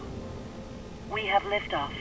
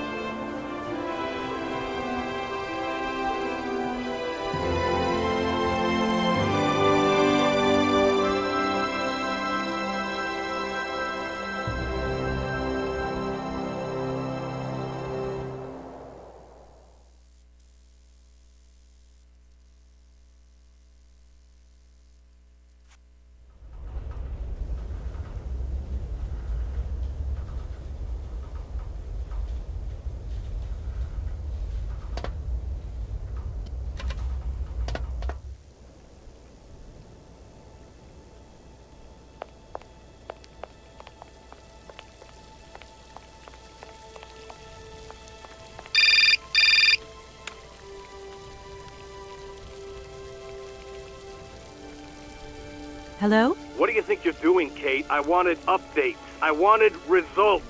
Certainly, Mr. Marson. We all do. Down on the ground, we're doing all we can, but there's no new developments. Kate, I don't think you understand the urgency of this situation. Universal Toys are on my back and digging in. I can't hold them off much longer. You're putting the firm in a very tricky situation. I am very sorry, but a slight mishap or two has meant that I've had to modify my mission temporarily. Miss Walker, you're walking on a minefield here. I don't have to underline that this affair is Class A priority numero uno. Hot! I am only too aware of that, Mr. Marson, and believe me, I am doing all I possibly can. But this mission is really no piece of cake. You can have all the cake you want and eat it too when you get home. Next time I call you, I want something concrete, something solid. I want results. You understand? Results! Yes, Mr. Marson.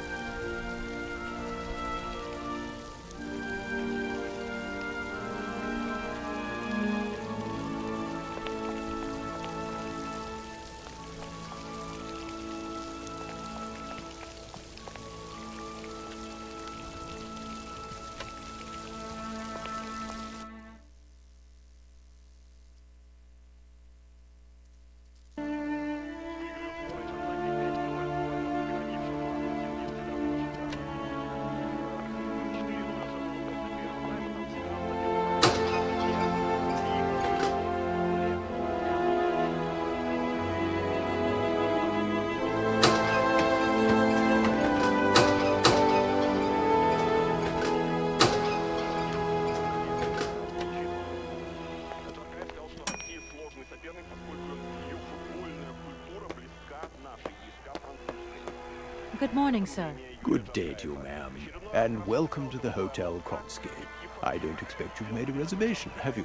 Well, no matter. We've got a few rooms left with a sea view. By far the best on offer. Well, actually I wasn't counting on staying in Arrowbad. I see. It's like that then. So, what can I do for you?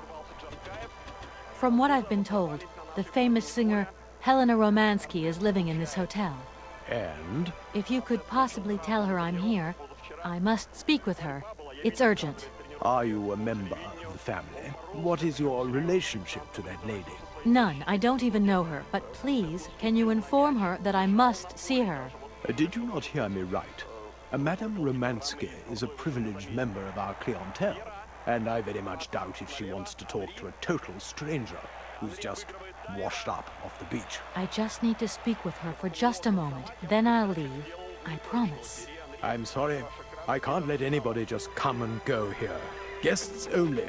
An establishment like our own has to think of the well-being of its guests. We like to think of ourselves as a stronghold, resisting enemy invasion and unwanted callers. The world is a strange and changing place, ma'am, and its roads are full of undesirables and indespicables just waiting to abuse generous hospitality. Could you tell me if a certain Hans Vorarlberg has ever been here? On a spa holiday? Yes, that's it. I'm sorry, but our hotel register is strictly confidential. Come on, please. It's not like it's a state secret you're telling me here. And if I just let you consult our register, what am I going to get out of it? My eternal gratitude? That's just what I was expecting. Adieu, as the French say, madame. Sir, I really could use your help. I'm sorry, ma'am, but my helping hand only serves my hotel guests. Well, let me just say that by helping me out, you'd also be helping out one of your very own guests. Ma'am, I'm not to be wound around anyone's little finger. You hear? Let me introduce myself. I'm Kate Walker. I'm a lawyer sent by a major American law firm to take care of a delicate inheritance case. Ah, very pleased to meet you, Miss Walker. Felix Smetana at your service. I'm the receptionist of this establishment. Between you and me and the brick wall, I often play the role of general manager here, too.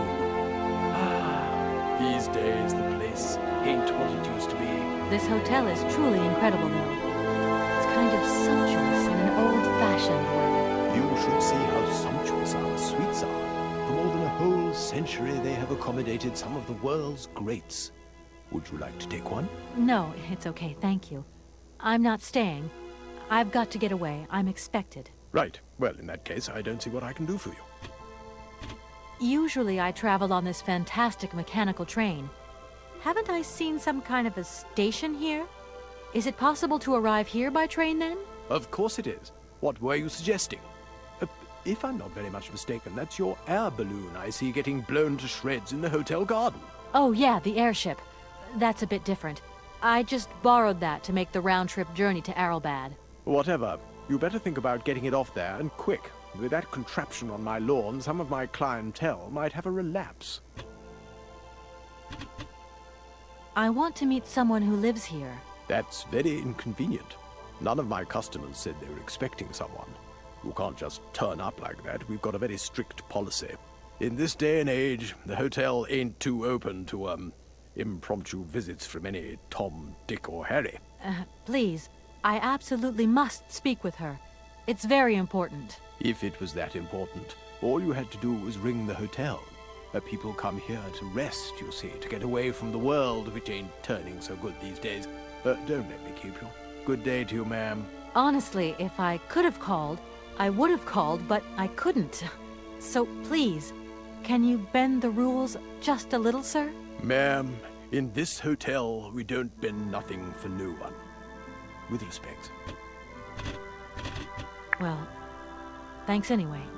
At your service, ma'am.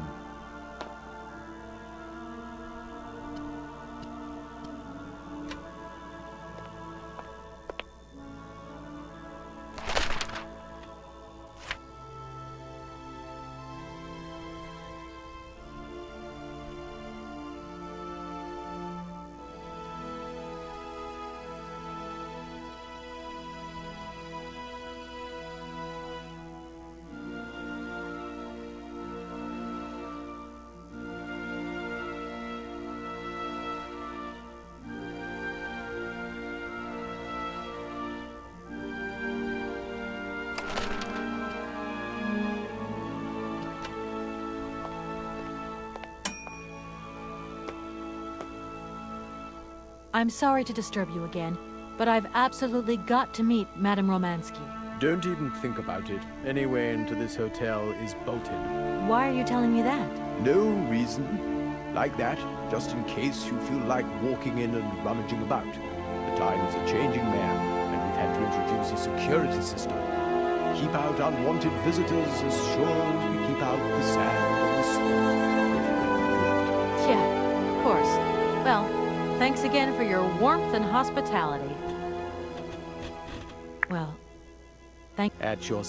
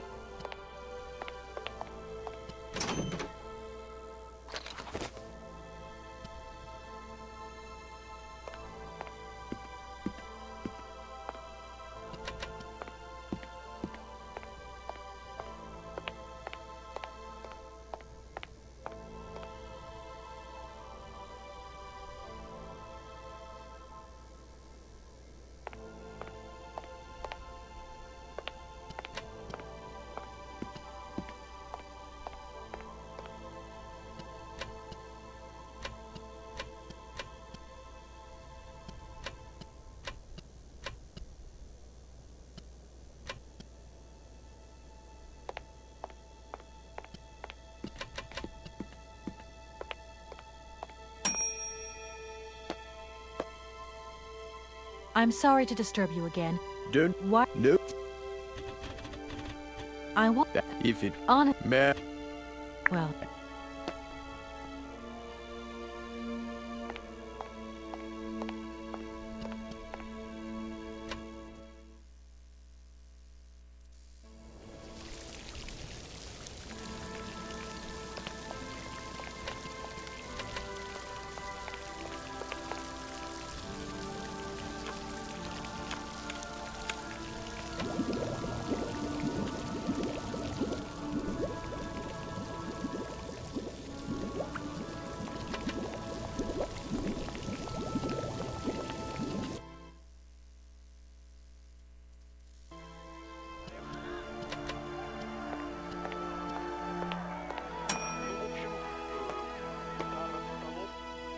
sir? You again? You're beginning to really overstep the mark. I warn you, one more and I'm going to... But what the hell's going on over there? Why is it me gets hell to pay when there's already too much work to do?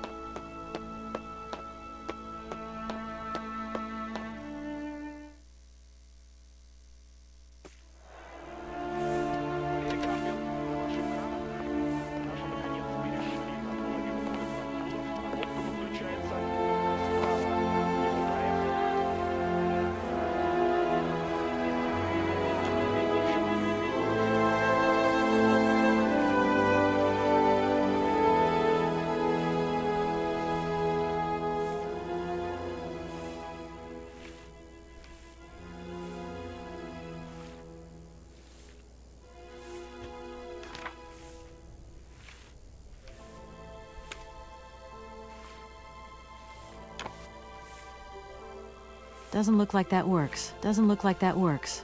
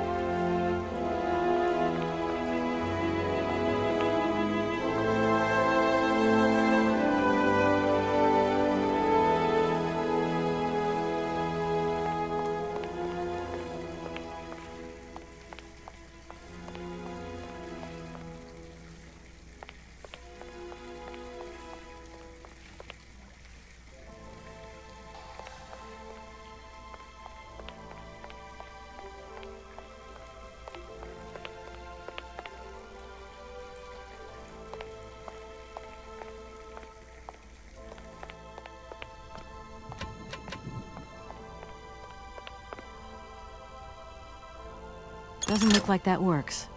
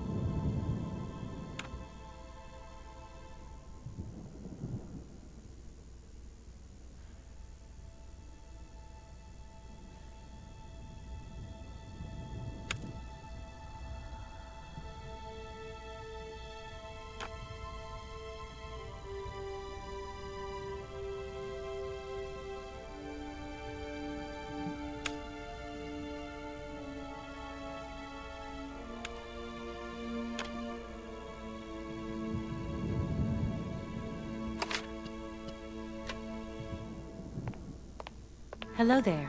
Good afternoon, miss. Are you the hotel barman? My name is James, miss.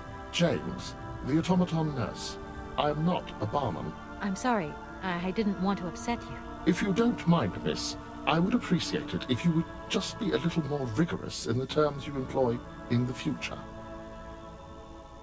Have you ever heard of a Mr. Vorarlberg? The name is not entirely foreign to me. Really? You know Hans Vorarlberg? That I cannot say, miss. Madam has forbidden me from talking about him and even mentioning his name. Why? Nostalgia, sadness, medication. Call it what you humans will. We never had this conversation, did we, miss? Madam would be very angry to learn that I know, and now you know as well. Don't worry. Mum's the word. Do you know Madame Romansky well? I have been in Madam's service since my inception. So you must have seen a thing or two. That must have been amazing to take care of such a great lady on all her journeys, be a part of all her recitals. I was but a twinkle in my creator's eye. Madam required my services shortly after her arrival here at the Hotel Kronsky. My name is Kate Walker. Pleased to meet you, miss. You are not here for treatment, are you? No, I'm not. I only want to meet Madame Romansky. I would be delighted to serve you tea when Madam returns from her constitutional. I don't want to impose. Maybe your mistress won't want to take tea with me. Madam likes to complain for the sake of it. Believe me, she loves visits. In that case, thanks for the invitation. Can you take me to Helena Romansky? Not at this hour, miss. Madam will still be watching the sea at the end of the pier. So? Madam knows perfectly well that during this season I don't go down to the pier. My wheelwork goes dicky under the double corrosive action of the salt and sand winds. Listen, you can hear them sweeping up and down the beach and out to sea. We call it the salt wind here. It'll drive us all crazy one of these days. Come on, just make a little effort. No, I'll stay here and make ready for Madame in case she needs me. She can be so unpredictable, such violent swings of mood. I'm looking for Madame Romansky. Do you know where she is? 3:30 to 4:30 p.m., Madame Romansky takes her daily constitutional on the pier. Tea is served at 5 o'clock sharp. Is it possible to go see her? As you wish, but do pay attention to the salt wind. Do you know Komkalsgrad? I left my train there with its engineer. You'll never guess what. It's an automaton just like you. There's even a family resemblance. Firstly, I would say that I do not know Komkalsgrad. Secondly, I have never taken a train. Thirdly, the existence of another automaton with such a degree of finesse as myself appears very unlikely. Madam has always assured me that I am a unique model, a gift from a former admirer. Yeah, but you two really do look alike. And you know, I miss him. Why is he not here with his train then? I would never allow Madame Romansky to leave on her own. It's a long story, but hopefully I'll see him again soon. Such attachment is very touching, miss.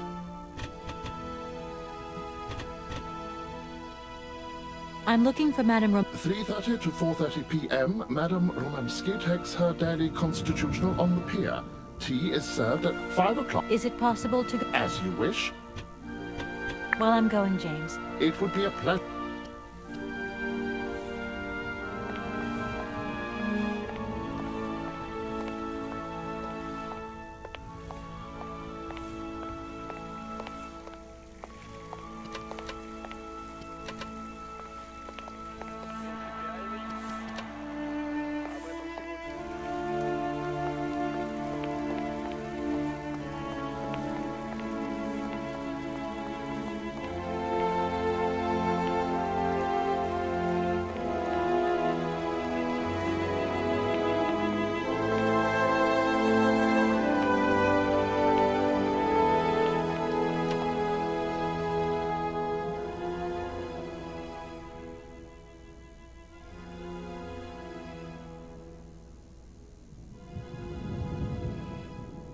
Doesn't look like...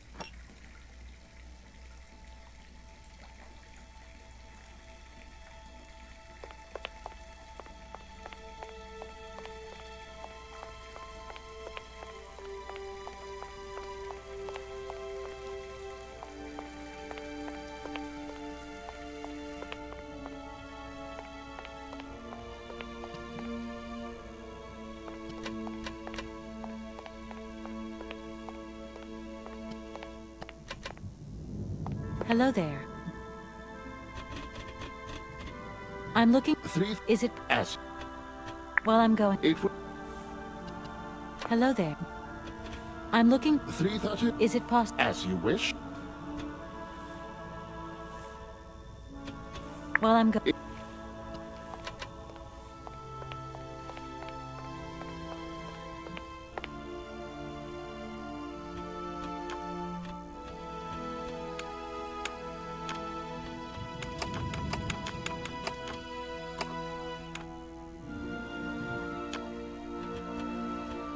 Doesn't look like that works.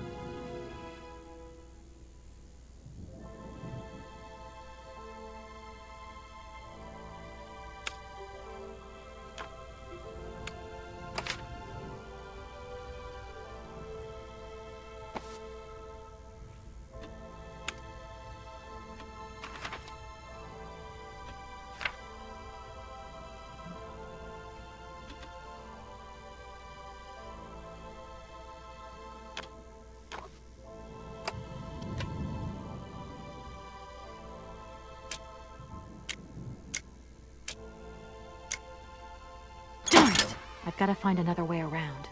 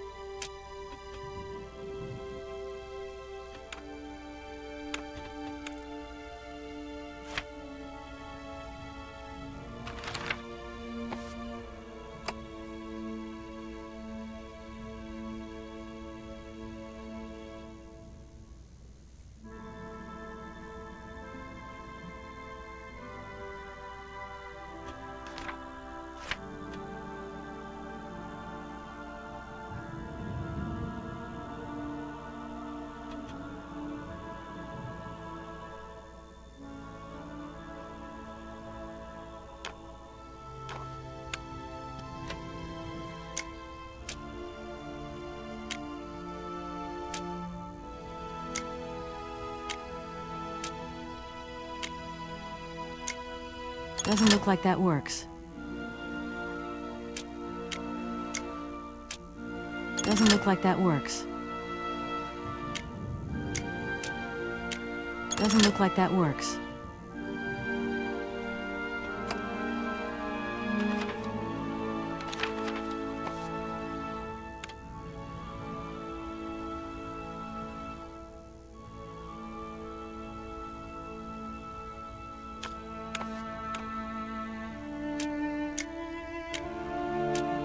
Doesn't look like that works.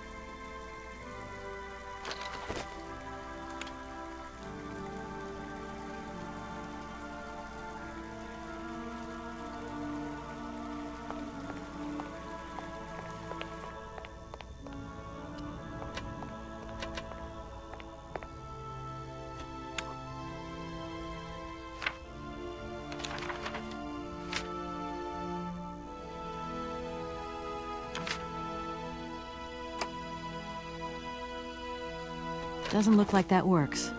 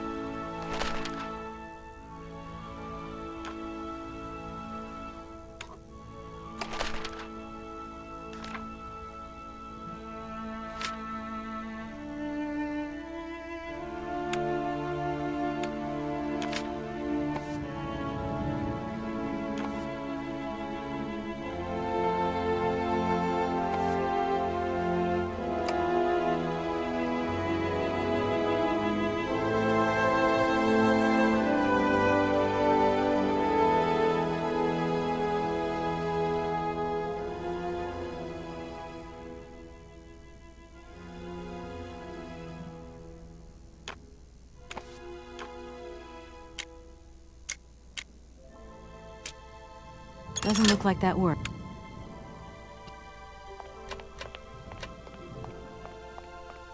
Hello there. Good afternoon. Well, I'm...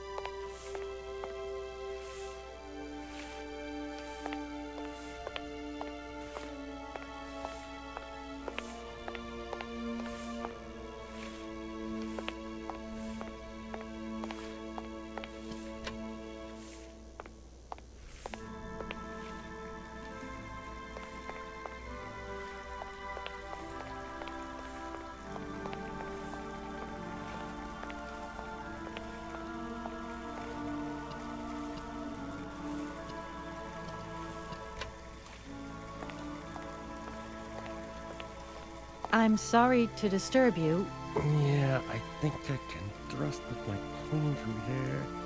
Unless... I can see that I'm disturbing you. Hey, no, checking two moves.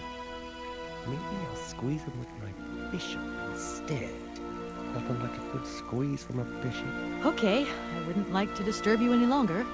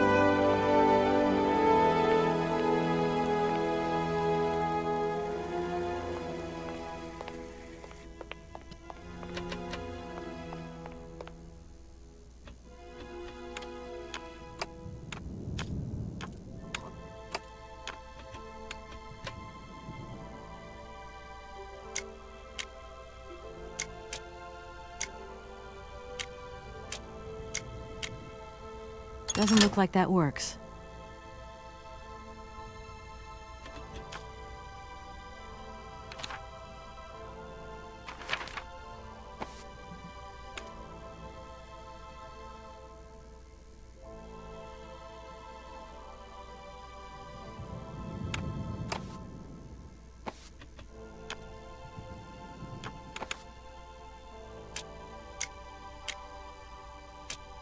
Doesn't look like that works. Doesn't look like that works.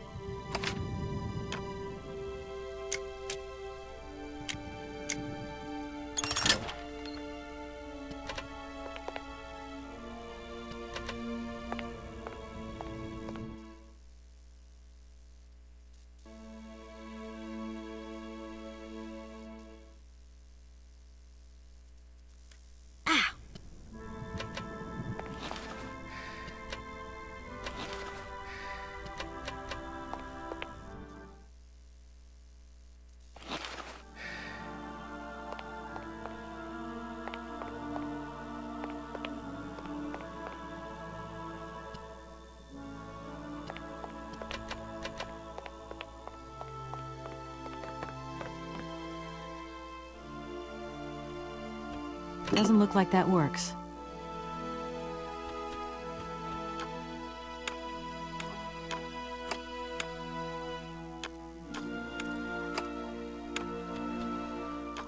Doesn't look like that works.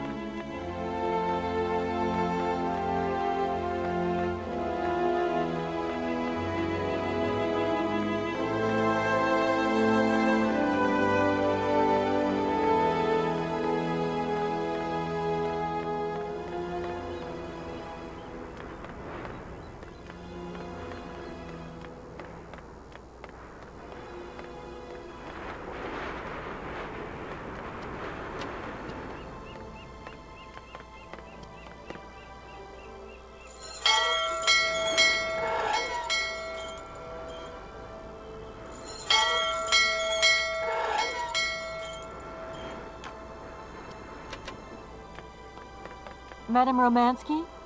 Madame Helena Romansky? Who are you? What do you want? I'm sorry to disturb you, ma'am. My name's Kate Walker. I've come on behalf of Frank Malkovich. Ah, Malkovich, the old son of a gun. Are you one of his relatives? Not exactly. He's a good friend of my mother's. He told me you might be here in Arrowbad. I'm American, a lawyer. To what do I owe your visit? You have come so far. It must be important. Indeed it is. I have very delicate and pressing business to attend to. I have just left... Later, my dear, later. I have a slight headache. This hotel masked a pinch, so I have to go in. Please, could you be so kind as to call my valet? Your valet?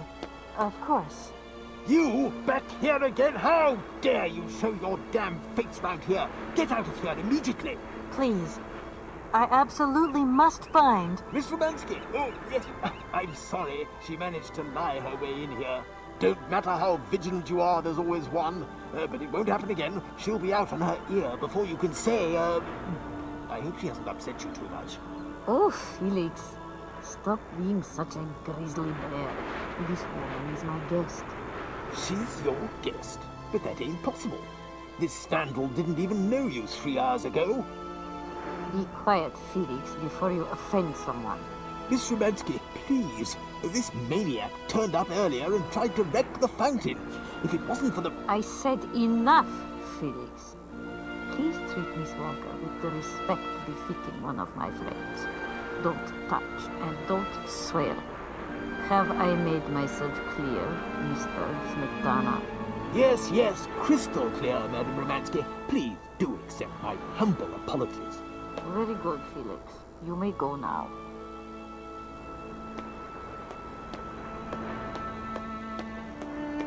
Madame Romansky, thank you for stepping in there. I'm so embarrassed to put you to such trouble. Oh, nothing that I haven't lived 1,000 times before, my child. I want to go in now. I'm exhausted. Can you call James to pick me up? Certainly, ma'am. Right away.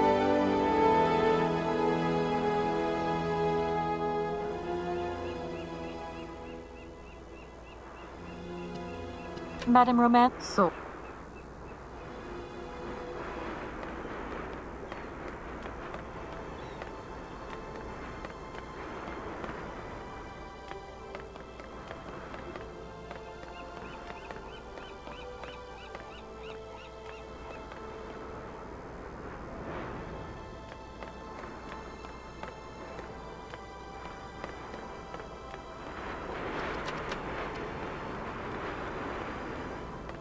Madame Romansky? So, is James coming or isn't he? Don't tell me you haven't called him.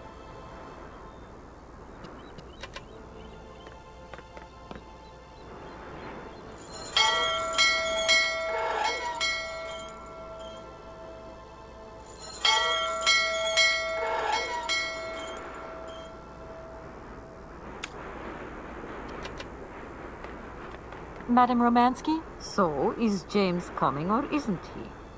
Don't tell me you...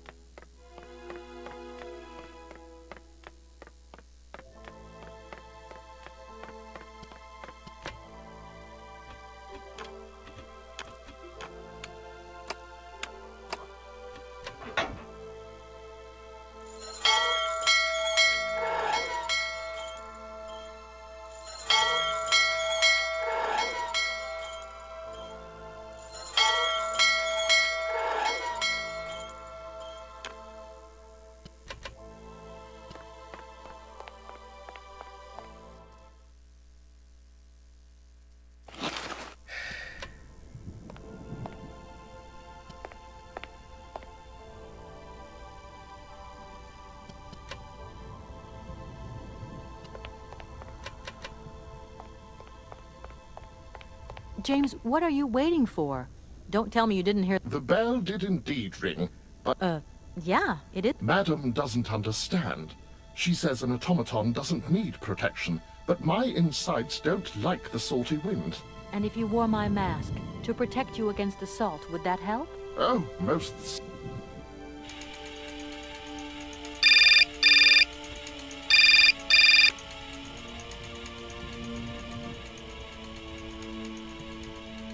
Katie Pooh. So, have you met her yet? This Helena person? What's she like? Does she remember Frank? Hi, Mom. Yeah, sure. I met her, and yeah, she's living in Arrowbad. You can thank Frank for me again. I'll remember too, honey. So, what's Arrowbad like? Maybe Frank can take me there one day. It's this seaside resort, Ma, but it isn't what it used to be. You'd be real disappointed. Maybe you're right. So, when are you coming home? Is that mission all over then? Not really, Ma. I still haven't found the heir I'm looking for to wrap up the case. Helena Romansky's a kind of detour here. Listen, Munchkin.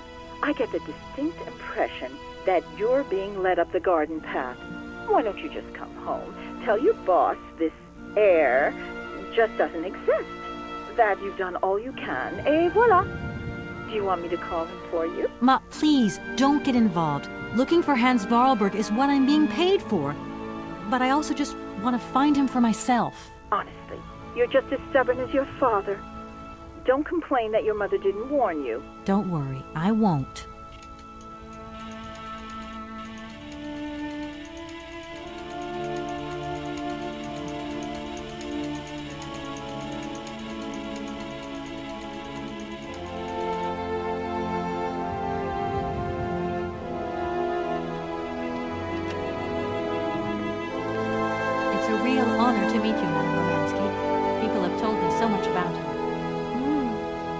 all still talk about me? Oh dear. Of course. Everyone tells me how wonderful you were. How you were one of the greatest singers of the century. Ah, so I was, my dear. But surely you didn't come here just to dig up the past. Like I said, I'm a lawyer, and to tell you the truth, I don't know much about classical music. But after talking to Mr. Borodin and Mr. Malkovich, they really made me want to hear you. Oh, you are too late, my child. 10 years too late. And how is dear Frank? Do tell me. Oh, I am still angry with him for leaving like that to America. Don't be offended, but I never suspected those cowboys actually have an ear for real music. I don't think he sings much anymore. The odd gala, the odd charity event. Anyway, he sends his love. Oh, his love? Do you hear that, James? There is someone who still loves me on the other side of the Atlantic. Never said they didn't, madam. What about this other gentleman? What is his name? Borodin? Do I know him? Yes. You once sang in Komkalsgrad. An incredible recital, if the director's account is anything to go by. If you only knew how moved he still is. He's another one who still adores you. I must confess that seeing one of my greatest admirers once more would do wonders for me, but... my voice. It is so... I couldn't. I'm wrapped up in a case at the moment, and because of it, I met a certain Mr. Sergei Borodin, director of the Komkalsgrad Industrial Complex, situated to the northeast of here. I remember that factory. A sad city indeed. What am I saying? They all were. Madame Romansky, this Borodin is one of your biggest fans. If you could come and sing for him there, it would make one of his biggest dreams come true. Sing? Oh, my poor girl. I have not sung for years. Time has taken its toll. My voice is like the rest of me. Faded and wan, like my heart. Oh, aren't you going a bit far there? I bet you've still got a great voice. Oh, you are the sweetest cherry, my dear. I am not senile yet, but I look reality in the face every time I look in the mirror, and I can tell you, singing is something I did in the past. Madame Romansky, please understand, I would never have come so far to disturb you if I didn't really need your help. I understand, my dear, but my health is failing me, as does my voice. Believe me, no one is sadder than I. Look, please, you absolutely have to come with me to Komkalsgrad. It's the only way I'm going to get my train back and be able to carry on my journey. Your train? That's right. I've been traveling on this amazing locomotive with this automaton engineer. He isn't a million light years away from your James. Do you hear that, James? And automaton? You have a twin brother? How delightful. And I thought I was the only person alive able to put up with such a peculiar butler. Permit me to express my surprise, madam. Surely the fact that I remain in your service guarantees my uniqueness. Oscar isn't my butler, though. He has a great independence of thought. Sometimes he does whatever suits him. Just like you, James. Isn't that funny? Madam will not be surprised to hear that she is strongly advised not to undertake a journey that, unless I am very much mistaken, will tire her needlessly. James, only one of us will make that decision, and that person is me. I'm very curious to meet your automaton, my dear.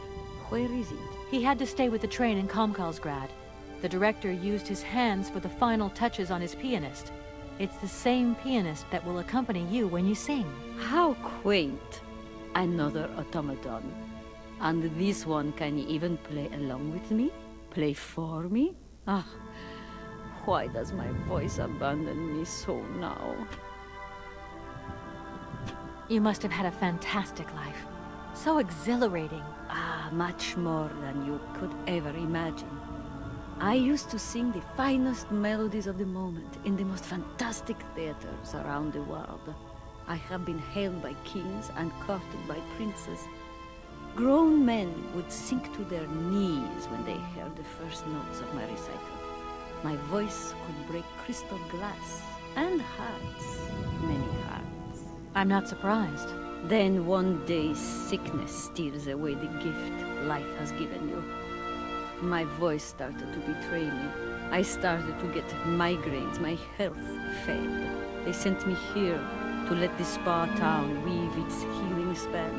I was only going to rest for a month, but then the month became a year and the years get longer. But you look so healthy to me. Oh, thank you, my dear. Strange.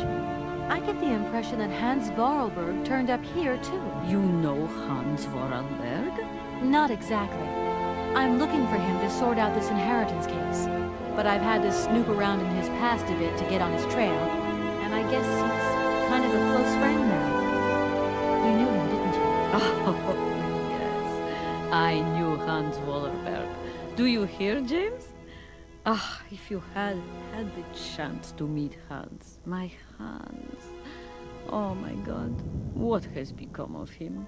Where is he? As questions go, madam, that one is not without certain complications. I'm sorry, but I have no idea.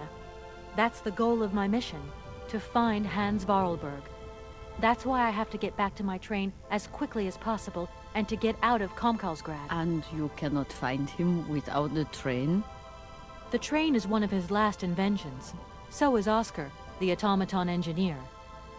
I get the feeling that the two of them are going to lead me to him. Did you hear that, James? I might see Hans again. I have dreamed so long of meeting my dearest sweetheart again. Oh, if only I could sing. If only I were in Paris, I would ask George for that miracle cocktail. The one that only he knew how to make. Wouldn't I, James? Yes, madam. As you have frequently said, without that famous cocktail, your French tour would have probably been cancelled. I don't understand. An extraordinary tale, my dear. It was December, and it was terribly cold and damp. I had to play the role of Tatiana that evening at the opera. But since the morning, I had lost my voice. It drove me completely mad with worry. I don't know how George, the barman at the Moritz Hotel, heard about my affliction, but he brought me up a cocktail that he had invented. A strange concoction. But it turned out to be a miracle cure. My voice returned to me in an instant. That's amazing. That's just what we need. We're going to mix you up a cocktail. Ah, my dear child. It is impossible. George never told me the recipe of the drink. He loved to keep his trade secrets. He said it made him absolutely irreplaceable.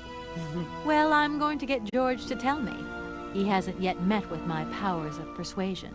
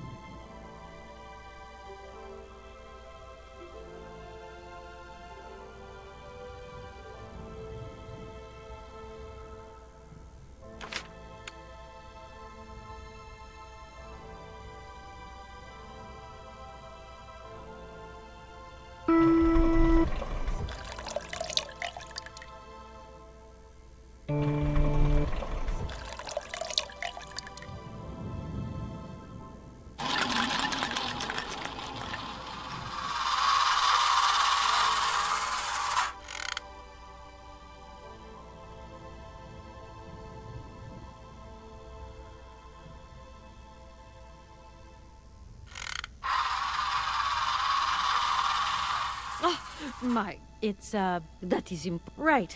I guess...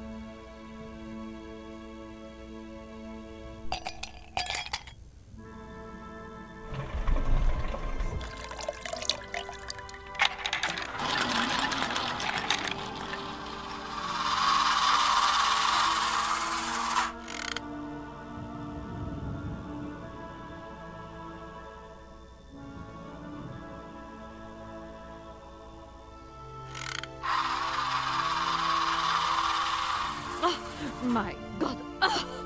From what it's, that is right.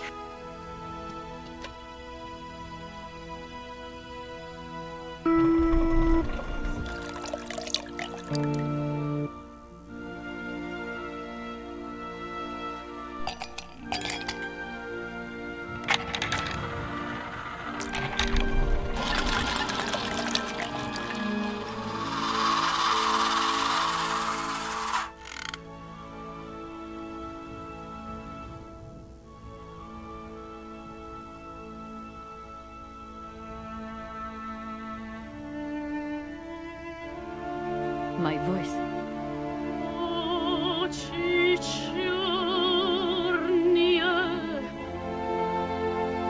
My God, that is horrific. It was too good to be true. George's Blue Helena is powerless, ineffective on the voice of an old woman. But your voice is perfect. Don't be so down on yourself. You just need to warm up a bit, that's all. After all these years, it's to be expected. No, I am very grateful for all your efforts, but really, I cannot go on stage with such a puny, pathetic voice. My performance would be so poor. I would get such bad reviews. You've just got to get your confidence back. Hasn't she, James? I must concur, madam. It sounds to me like your voice is fully restored. James, be quiet. You are a sniveling little creep.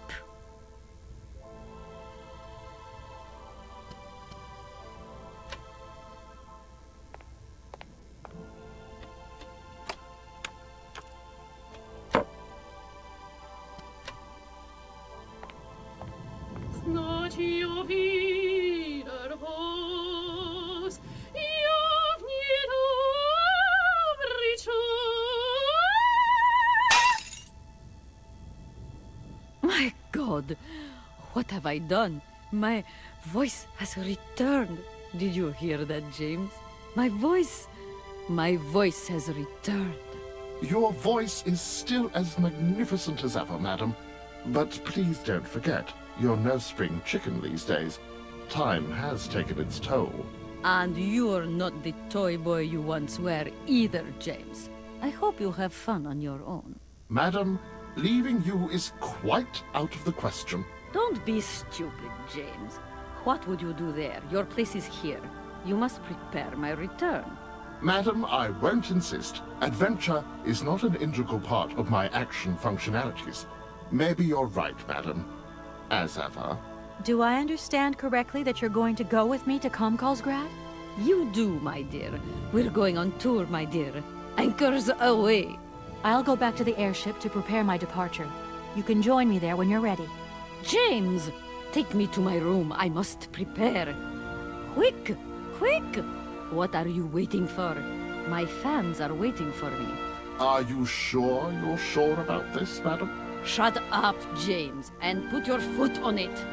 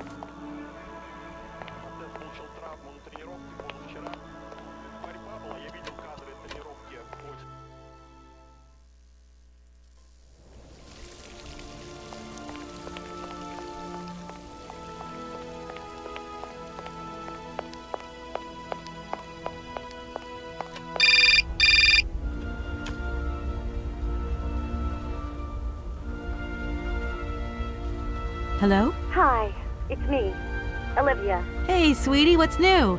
How was it at the Goldbergs then? Like, alcoholic. Is that all? What's up? Cat got your tongue? Well, tell me what you're up to. How's the case going? How's that Romansky chick? You don't think it's dragging out too long? I haven't had the time to get bored, I can tell you that, but... Hey, Olivia, what's the matter? You didn't even answer my question. That's so unlike you. Did I tell you I bought this really cool blue silk top? Olivia, what are you hiding? Come on out with it. You've got me worried. Oh, Kate, I'm sorry. I've done something horrible. I can't sleep anymore. I can't eat. I keep wanting to hurl. Olivia, tell me what's going on. Dan! What about Dan? Has something happened to him? You're gonna hate me for the rest of your life. And you'd be right. In your situation, What? After the Goldbergs, Dan took me home. We were a bit, we shouldn't have drunk so much. He came up to mine to have a nightcap, and then... Okay, you're gonna hate me. Please hate me. I got it. It's all my fault. I could never tell you that I've had the hots for Dan for ages, because you're my friend, and you were engaged and all, but then we got so close lately, and I just lost sight of what's right and what's wrong. Kate, the guilt is killing me. I want to die. Look, don't bust a gut over it. You and Dan, it's like not real right now.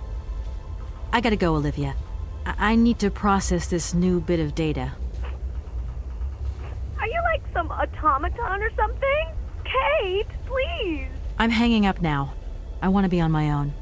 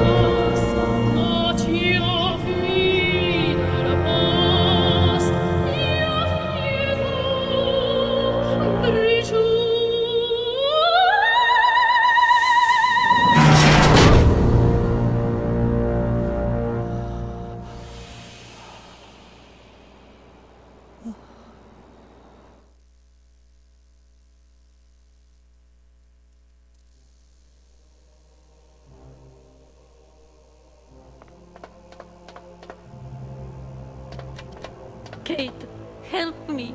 What is happening? What does this man want of me? He has gone totally mad. Don't worry.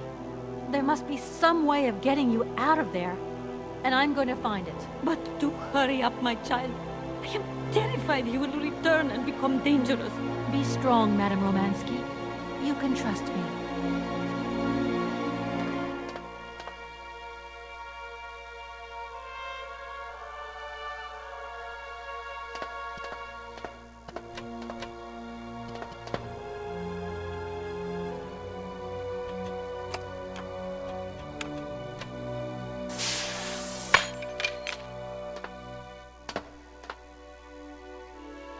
At last, young lady.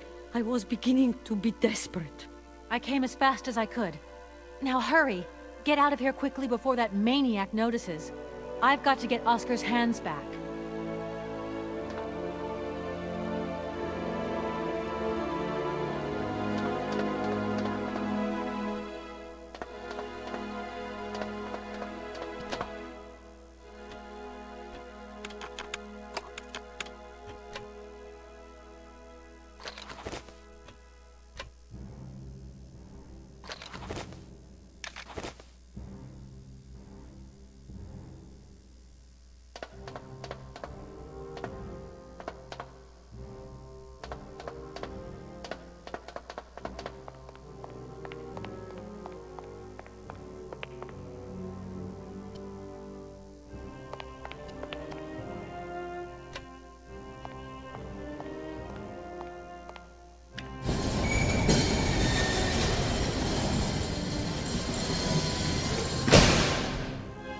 Are you all right, madam? My heart has been put to the test here, but it just might hold up. Let's go. Let's not hang around here. Yes, let's leave this dreadful place.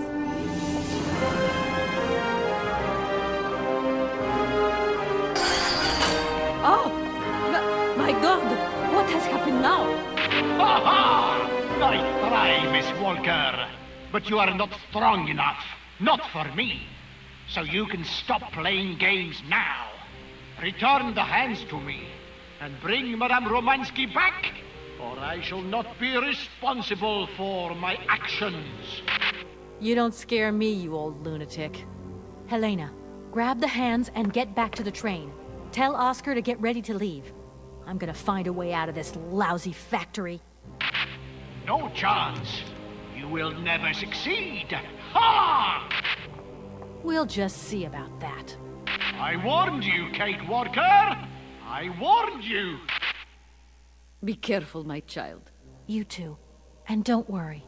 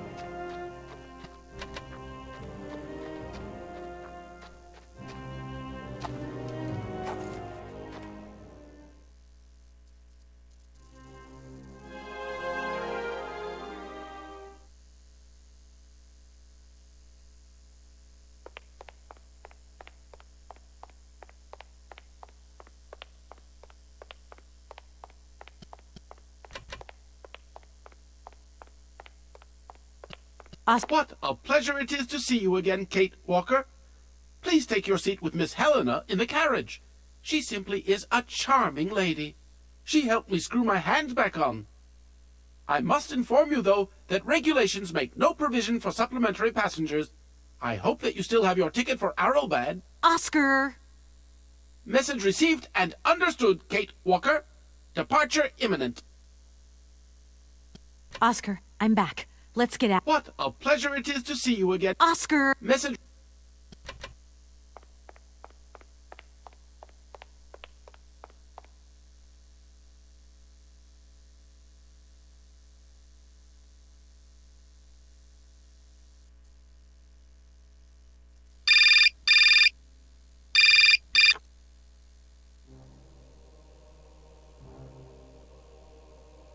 Hello? Kate, hi. It's me, Dan. Are you all right? I'm okay now, yeah, thanks. But if I said that not long ago I was grappling with a mad music lover who wanted to kidnap an old forgotten opera star, but I foiled his plan and escaped through an abandoned mine, then I guess it's completely mad. You'd be proud of me, Dan. Real proud. Kate, I don't understand a thing you're saying. I barely recognize you. No, it doesn't matter. How was your day? Yeah, of course. I went to dinner with the Goldbergs. I finally beat Bob at squash. The cleaning woman broke the vase in the entrance hall. Well, other than that, nothing new. I see. Everything's cool, though? Yeah, everything's, cool. You're not missing me at all? Oh, yeah, sure I am. I had Olivia on the phone. She was a little upset.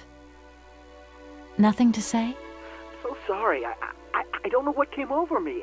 It happened so quickly. I just totally lost control. I was so weak, so dumb. I just can't imagine how...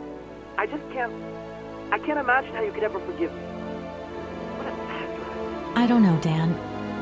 Maybe I'm to blame somewhere in all this. Maybe I pushed you into Olivia's arms. I'm well aware that this trip has taken me far from New York and far from the Kate you once knew. And you know what surprises me the most? I don't miss it. What's happening to us, Kate? Maybe we've just realized we don't really love each other, Dan. We can talk about it when you get back if you want. I don't know, Dan. We'll see.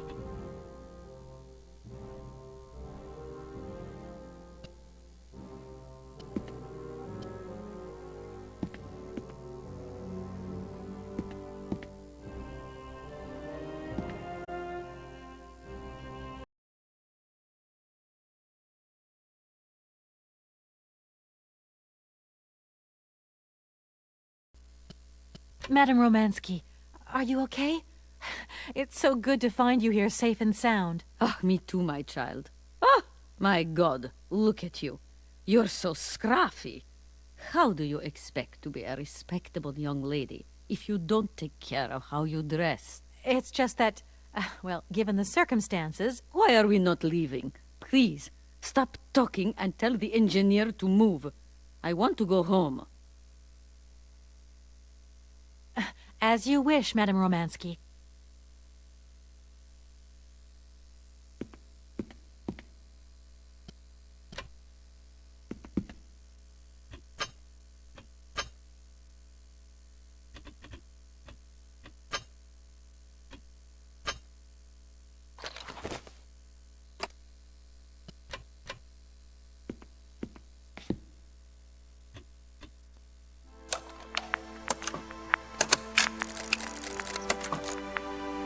My dear brother, what joy to have news of you after your long silence during the war years.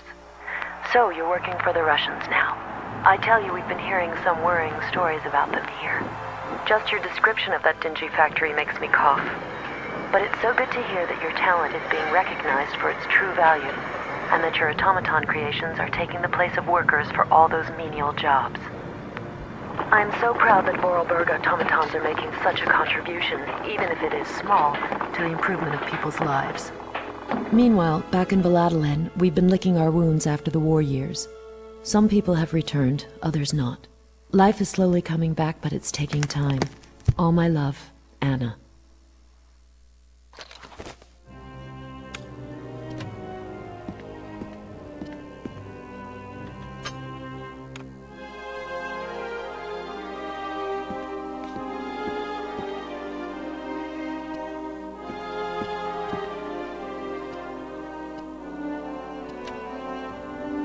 on earth? That is...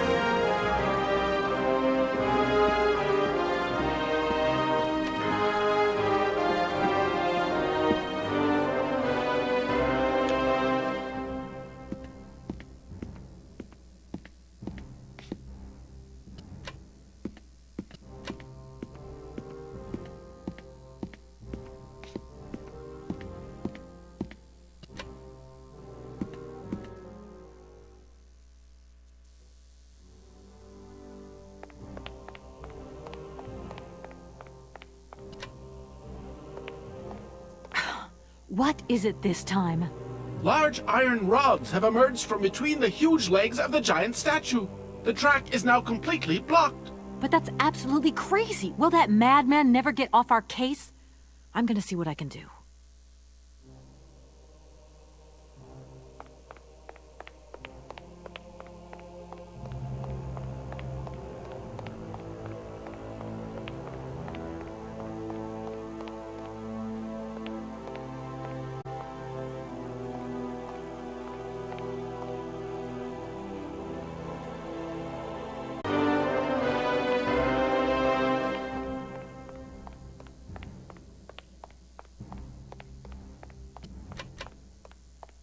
Oscar, I was just wondering if... Kate Walker, we have to do something.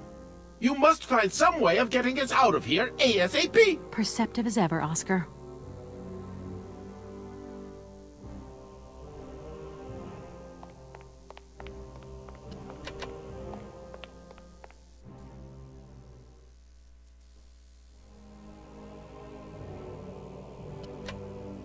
What on earth? That is a bit of a...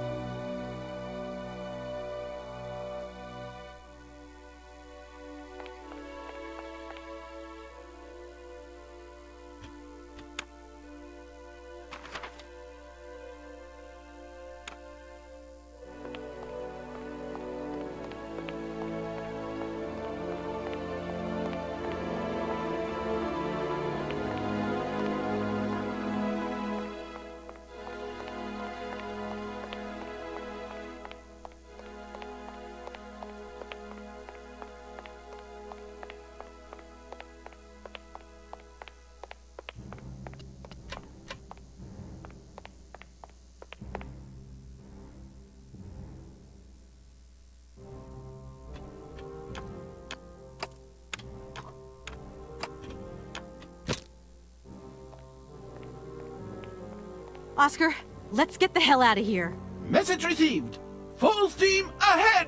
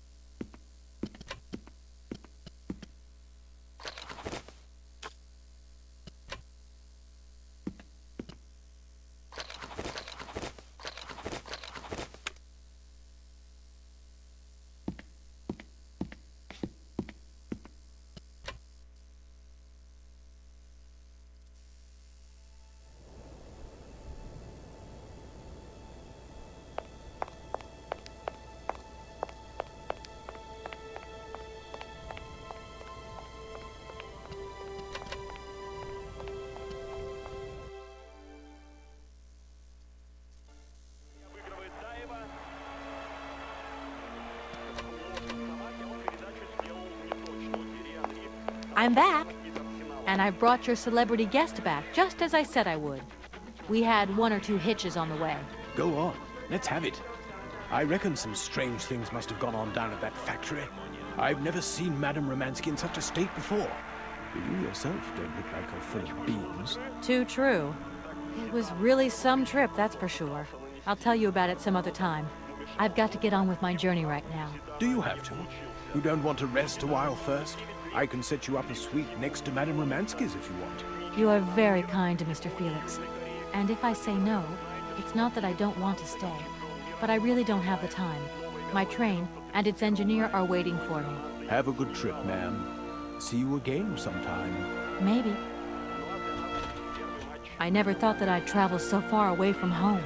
You're still young, ma'am. Open those big brown eyes of yours and see the world.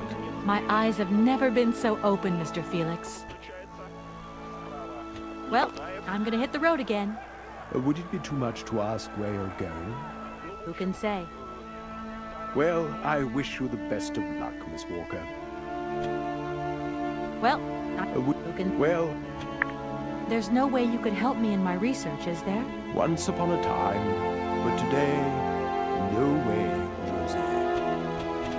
This might seem a little indiscreet, but I think that Hans Vorarlberg stayed here once, and I'd like to know if you've heard anything from him since. It's not house policy to talk about the comings and goings of its clientele, but I will say that I have indeed not had the pleasure of doing dealings with Mr. Vorarlberg since he left the hotel a long, long time ago.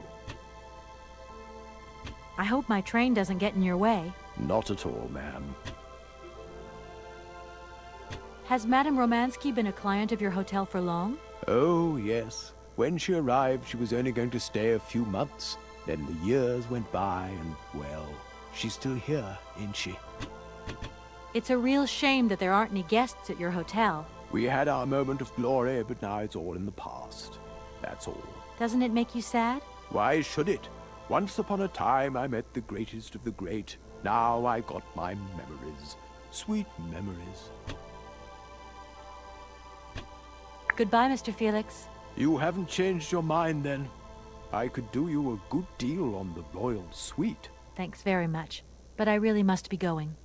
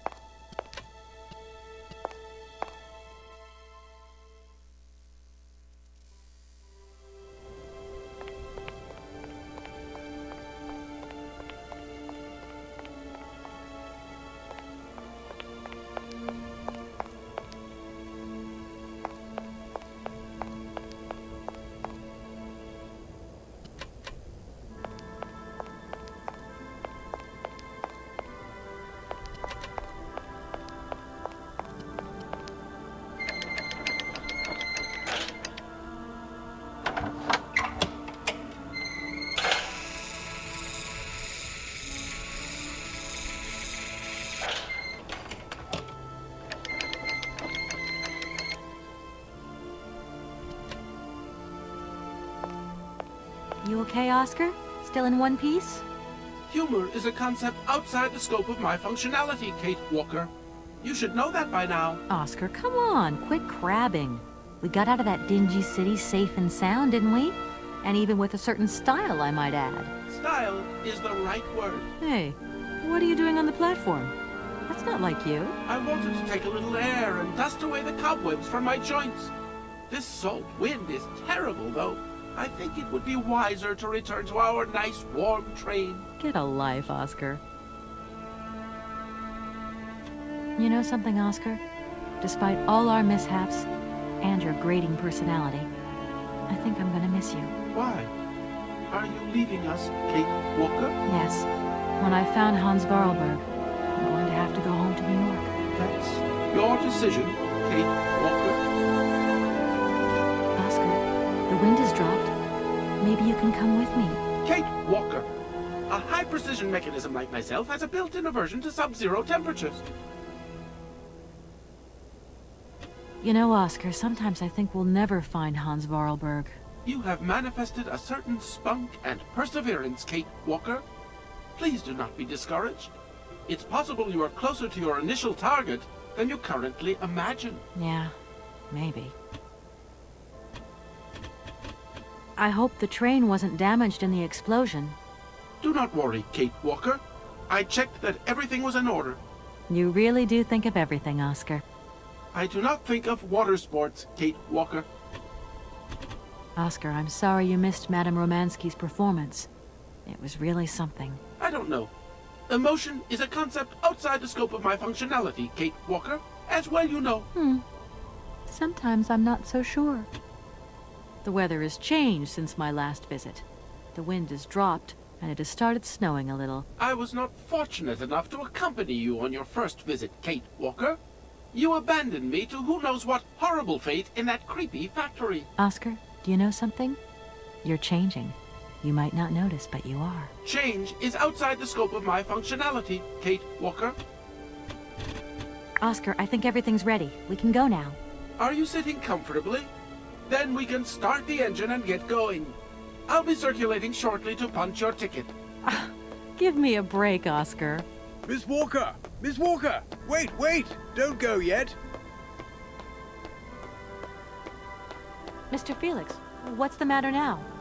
Has something happened to Madame Romansky? No, no, not at all. Our favorite diva's fine and dandy. But there's a package for you at the reception. I said to myself, Felix, maybe she's got to have it before she goes. A package for me? But that's impossible.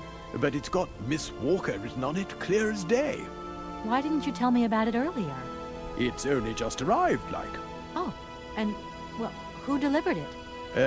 I don't know. I just took my eye off reception for a moment. The game was on, you see, and there it was, on the counter in reception. Come and get it. Okay.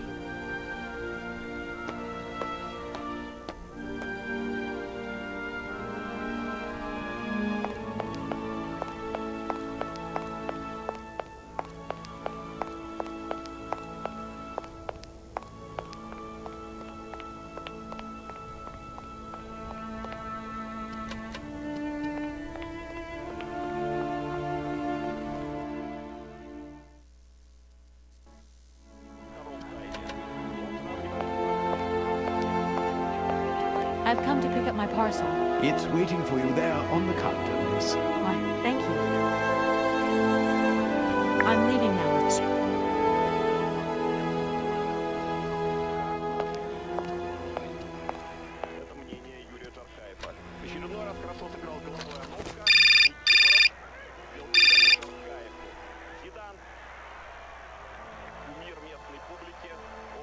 Hello? What the hell are you up to, Kate? Mr. Marson, please, do try to understand. Understand? What I understand is this. 1. Our main client is ready to drop the whole caboodle if the deal isn't tied up in the next 24 hours. 2. This is going to cost the firm multi-dineros. And 3. I made a serious error of judgment trusting you with this case. That's what I understand. I know it doesn't look like it, but... No buts, Walker. You're looking for a senile old creek and you're making heavy weather of it. You know, he isn't as senile as all that. He's got this creative streak. Look, drop the mumbo-jumbo. I don't want excuses. I want... I've got to go, Mr. Marson. I think I'm onto something.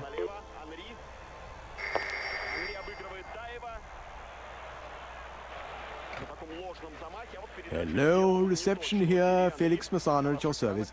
Yes, ma'am. Yes, yes. Yes, she's right here in front of me, ma'am. Immediately. Please, be my guest. Miss Walker, Madame Romansky would like you to join her at the hotel bar as quickly as possible. I'm going.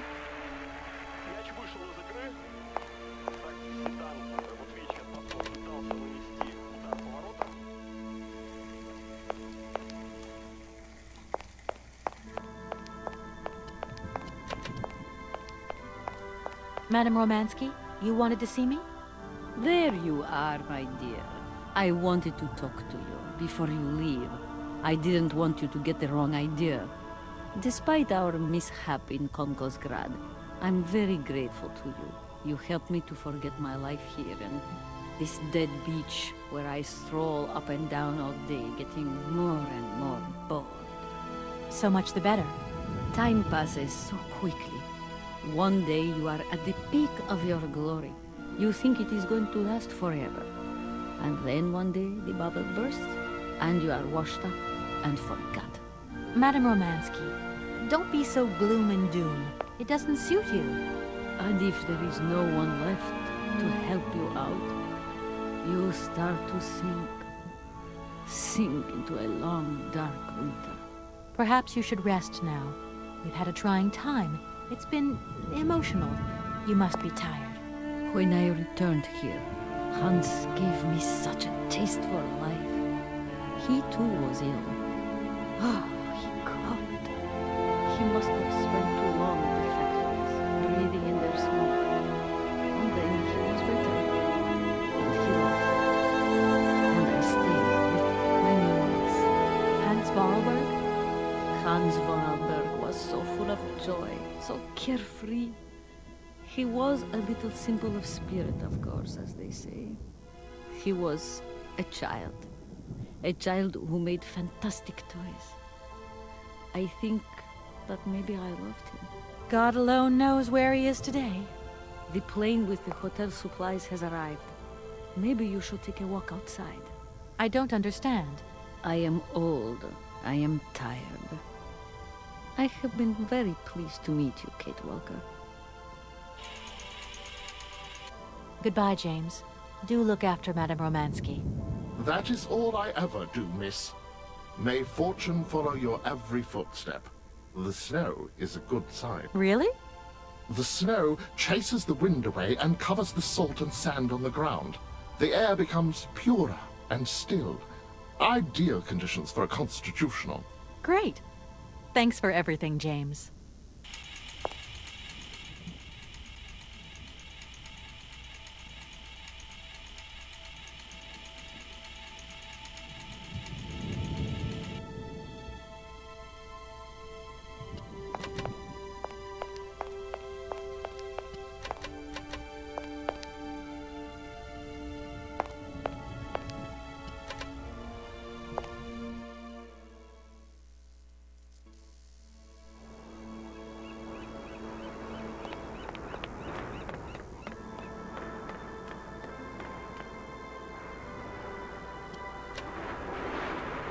Good morning, sir. Mr. Vorarlberg? Hans Vorarlberg? You've brought the train, then. That's good. Mr. Vorarlberg, you have no idea how pleased I am to meet you at last. I'm Kate... Where is Anna? Your sister has passed away, Mr. Vorarlberg. I am sorry. Truly sorry. Ah, okay. Otherwise, it's Anna who would have come, right? Not you. I guess you're right, Mr. Vorarlberg. My name's Kate Walker. Kate Walker? Okay, I'm going away on the train. A long way away. Where's that? That way. Syberia. Syberia. I'm sorry. Mr. Vorarlberg, I've been ordered to tie up the buyout of your factory in Valladolid. It's, my job, you understand? Anna told me. The automatons. That's over now, isn't it? Mr. Vorarlberg, the factory belongs to you now, and I need your signature to tie up the deal. Okay. Then I'm going away on the train. Here's the sales contract. I'll give you some time to look it over. Your sister already agreed to the terms. All we need now is your signature. What? You've signed just like that? Without reading it? I can't read. I don't know how to.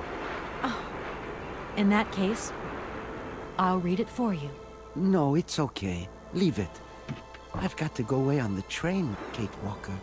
As you wish, Mr. Vorarlberg.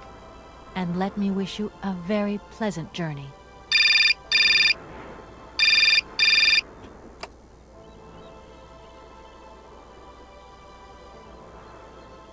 Yes? Listen, Walker, I've decided to send over some backup. No need, Mr. Marson. What do you mean?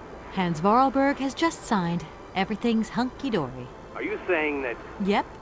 that Vorarlberg Manufacturing is now the exclusive property of the Universal Toy Company. But that's great news. Good work. Excellent work, Walker. A real masterstroke. I knew I could count on you, Kate. I congratulate you. Thank you, sir. Right, now get back here as quick as you can. I want those papers on my desk tomorrow.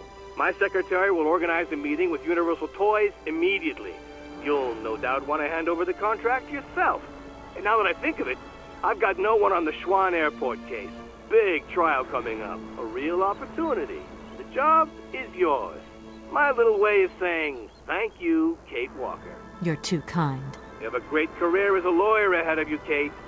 See you tomorrow. Well done again, and don't lose those papers, huh? That would be the dumbest thing. Sure. Real dumb. Kate Walker, Yes, Mr. Vorarlberg? are you coming on the train too, Kate Walker? No. That really wasn't in the plan. But thanks for offering. This adventure's all over for me now, Mr. Vorarlberg. Too bad. Silly, really. You don't like adventure, do you? I don't really... I mean, maybe there's... It's not easy to say. Yes? I have to go back to New York. They're waiting for me there, you understand? I understand. The plane. It's going to New York too, maybe. Maybe. I suppose I'd better go find out. Yes. It's more sensible. Maybe. See you later, Kate Walker. Yes. See you later, Mr. Vorarlberg.